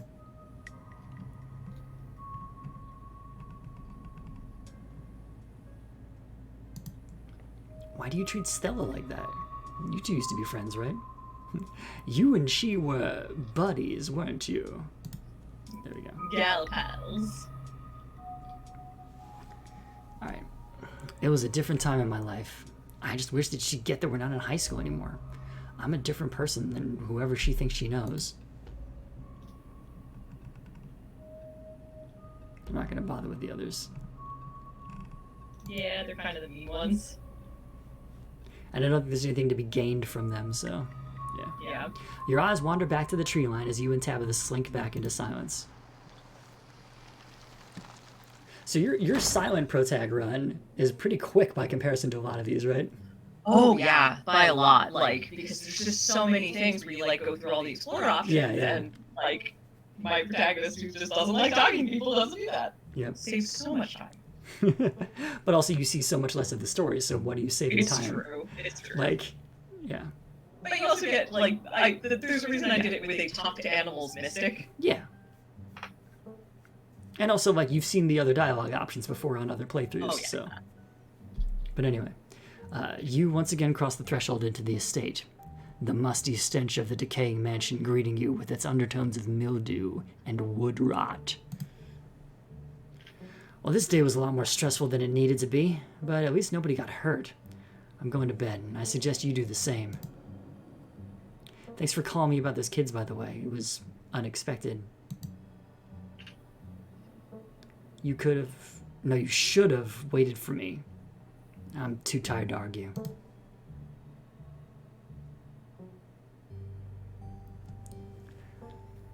Oh my gosh. Miko, Stella, and Gretchen have one brain cell and it's on vacation. I like it. Into on a kidding trunk. See you in the morning. Tabitha turns and makes her way up the stairs. Turn in. I mean, it's late, Pukara. I wouldn't blame you for falling asleep. We're very close to the end of the chapter. There was a point, like, within the past 10 minutes where I looked at the clock and went, whoa. Yeah, no, it's definitely later than usual for a Sunday Scaries stream, but that's because tomorrow is a state holiday. Yay! Yep. So, You head up to your room to turn in. Good night, Puka. Right. You collapse in Tabitha's dusty guest bed, your head empty of thoughts. After your time in the Shaw mine, you barely even notice the dust. Your phone buzzes on the table. Y'all, these are those things, right? Kanika sends a picture of a pair of ditchlings by the side of the road. I saw them again, too. Another picture, this time of them staring from a tree. WTF, these things are definitely not hairless monkeys or raccoons or whatever. I don't know what the hell they are. I guess there's more to them being here than the mine collapse. No way I'm sleeping tonight. You think about looking out the guest room window, but at this point you're too exhausted to leave your bed. The adrenaline from this evening is finally wearing off, replaced by a creeping exhaustion that threatens to overwhelm you. Pillsbury has gone too far. I like it. All right. Yes. Your limbs feel heavy, your eyelids slipping down over your eyes, even as you stare down at the ominous pictures on your phone. If it weren't for the pit of dread balling in your stomach, you would almost feel comfortable as you settle in between the covers, your tired bones sinking into the decrepit mattress. When you close your eyes, you see the shadowy figures that gathered behind Stella in the mines. Your thoughts are drawn to the carving on the wall and to the visions it imparted upon you. Your eyes shoot back open, your heart pounding as the door to your room swings open. Just the cat. It's always just the cat. Don't read into this. The woman kicked me out. Just want a warm place to sleep. It's nice to see another living being, even one as unfriendly as Tabitha's cat. The comfort of her presence sets your mind at ease, and you finally slip into a deep sleep. Outro time. All right. So I do have a good sense for the next two chapters of what a decent midpoint to stop is, cool. So we can cut them up Sure. a little and not go till 1. Right. Well, I mean, like, most weeks we won't have the luxury of going that late, so. Right. I mean, we do have another holiday Monday coming up. That's true. It's my birthday. That's right. In precisely 2 Don't. weeks. Oh, I it was shall about to say, be. don't say. Don't give away when your birthday is. I am going to give away. I've already given away my Okay, birthday because okay. I like to do birthday streams. Okay. I haven't given. So the thing about it's the day of your birth does not matter as much as the year of your birth. That's fair. Ooh, 3 achievements unlocked. Tommy Knocker, Inspector Clouseau, and Jane Goodall. It is finishing the chapter with Talk to Animals, and finishing Yep. the chapter with Kenai. That makes sense. This But is yes, the end no, of episode I am 2. comfortable sharing the date of my birthday because I did a birthday stream last year, and I might do a birthday stream this year, but I might Fair. not because I also might have people over. Cool. All right. So this is the end of episode 2. Episode 3 awaits. Proceed if you dare. I will click once and then save. If you'd like to continue with this world state in episode 3, please save your game now. Here we go. Oh, by the way, at some point it occurred to me that my ring light has a slightly redder version, which I changed to. It's not red, but then I was thinking, you know what you should do? You should get a smart bulb that color changes for your office. Actually, hang on. Now that we're done with the main thing, I'm gonna real quick as a PS to this test something. Hang on. All right.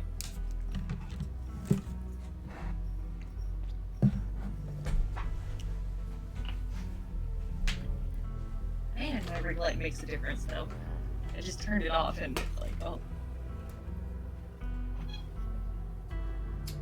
Where can I put this?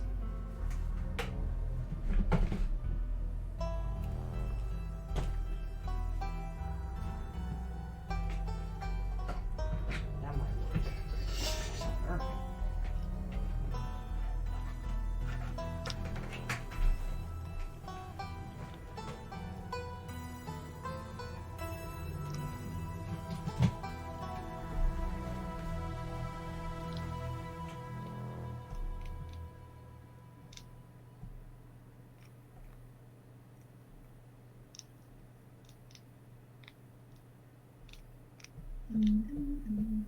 Nope.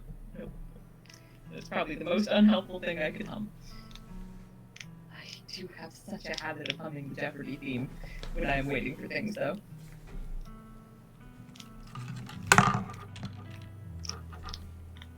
Okay, so this is a different light with a different color temperature assigned to it.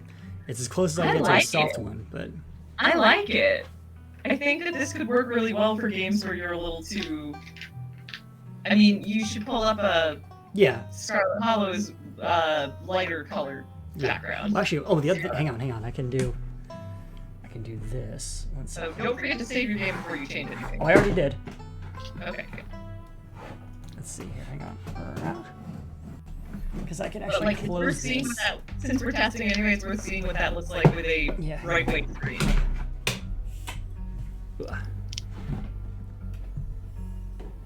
But I'm liking this so far. I'm thinking it is a good experience. That might be a good lighting level, I think. Yeah. I think it fixes your problem of wanting to be like slightly dark, spooky lit. Yeah. But relying too much on it on the game screen and stuff like that, and my camera. Anyway, so that's it with it off. But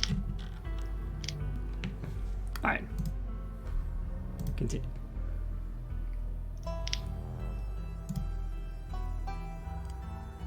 Yeah, that's the one. Here we go. I want to save it right at the recap. That'll be perfect.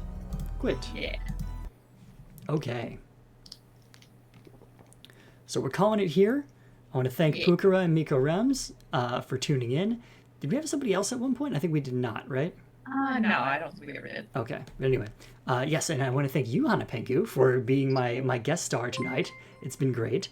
So. Yes. Okay. As you know, I love this game.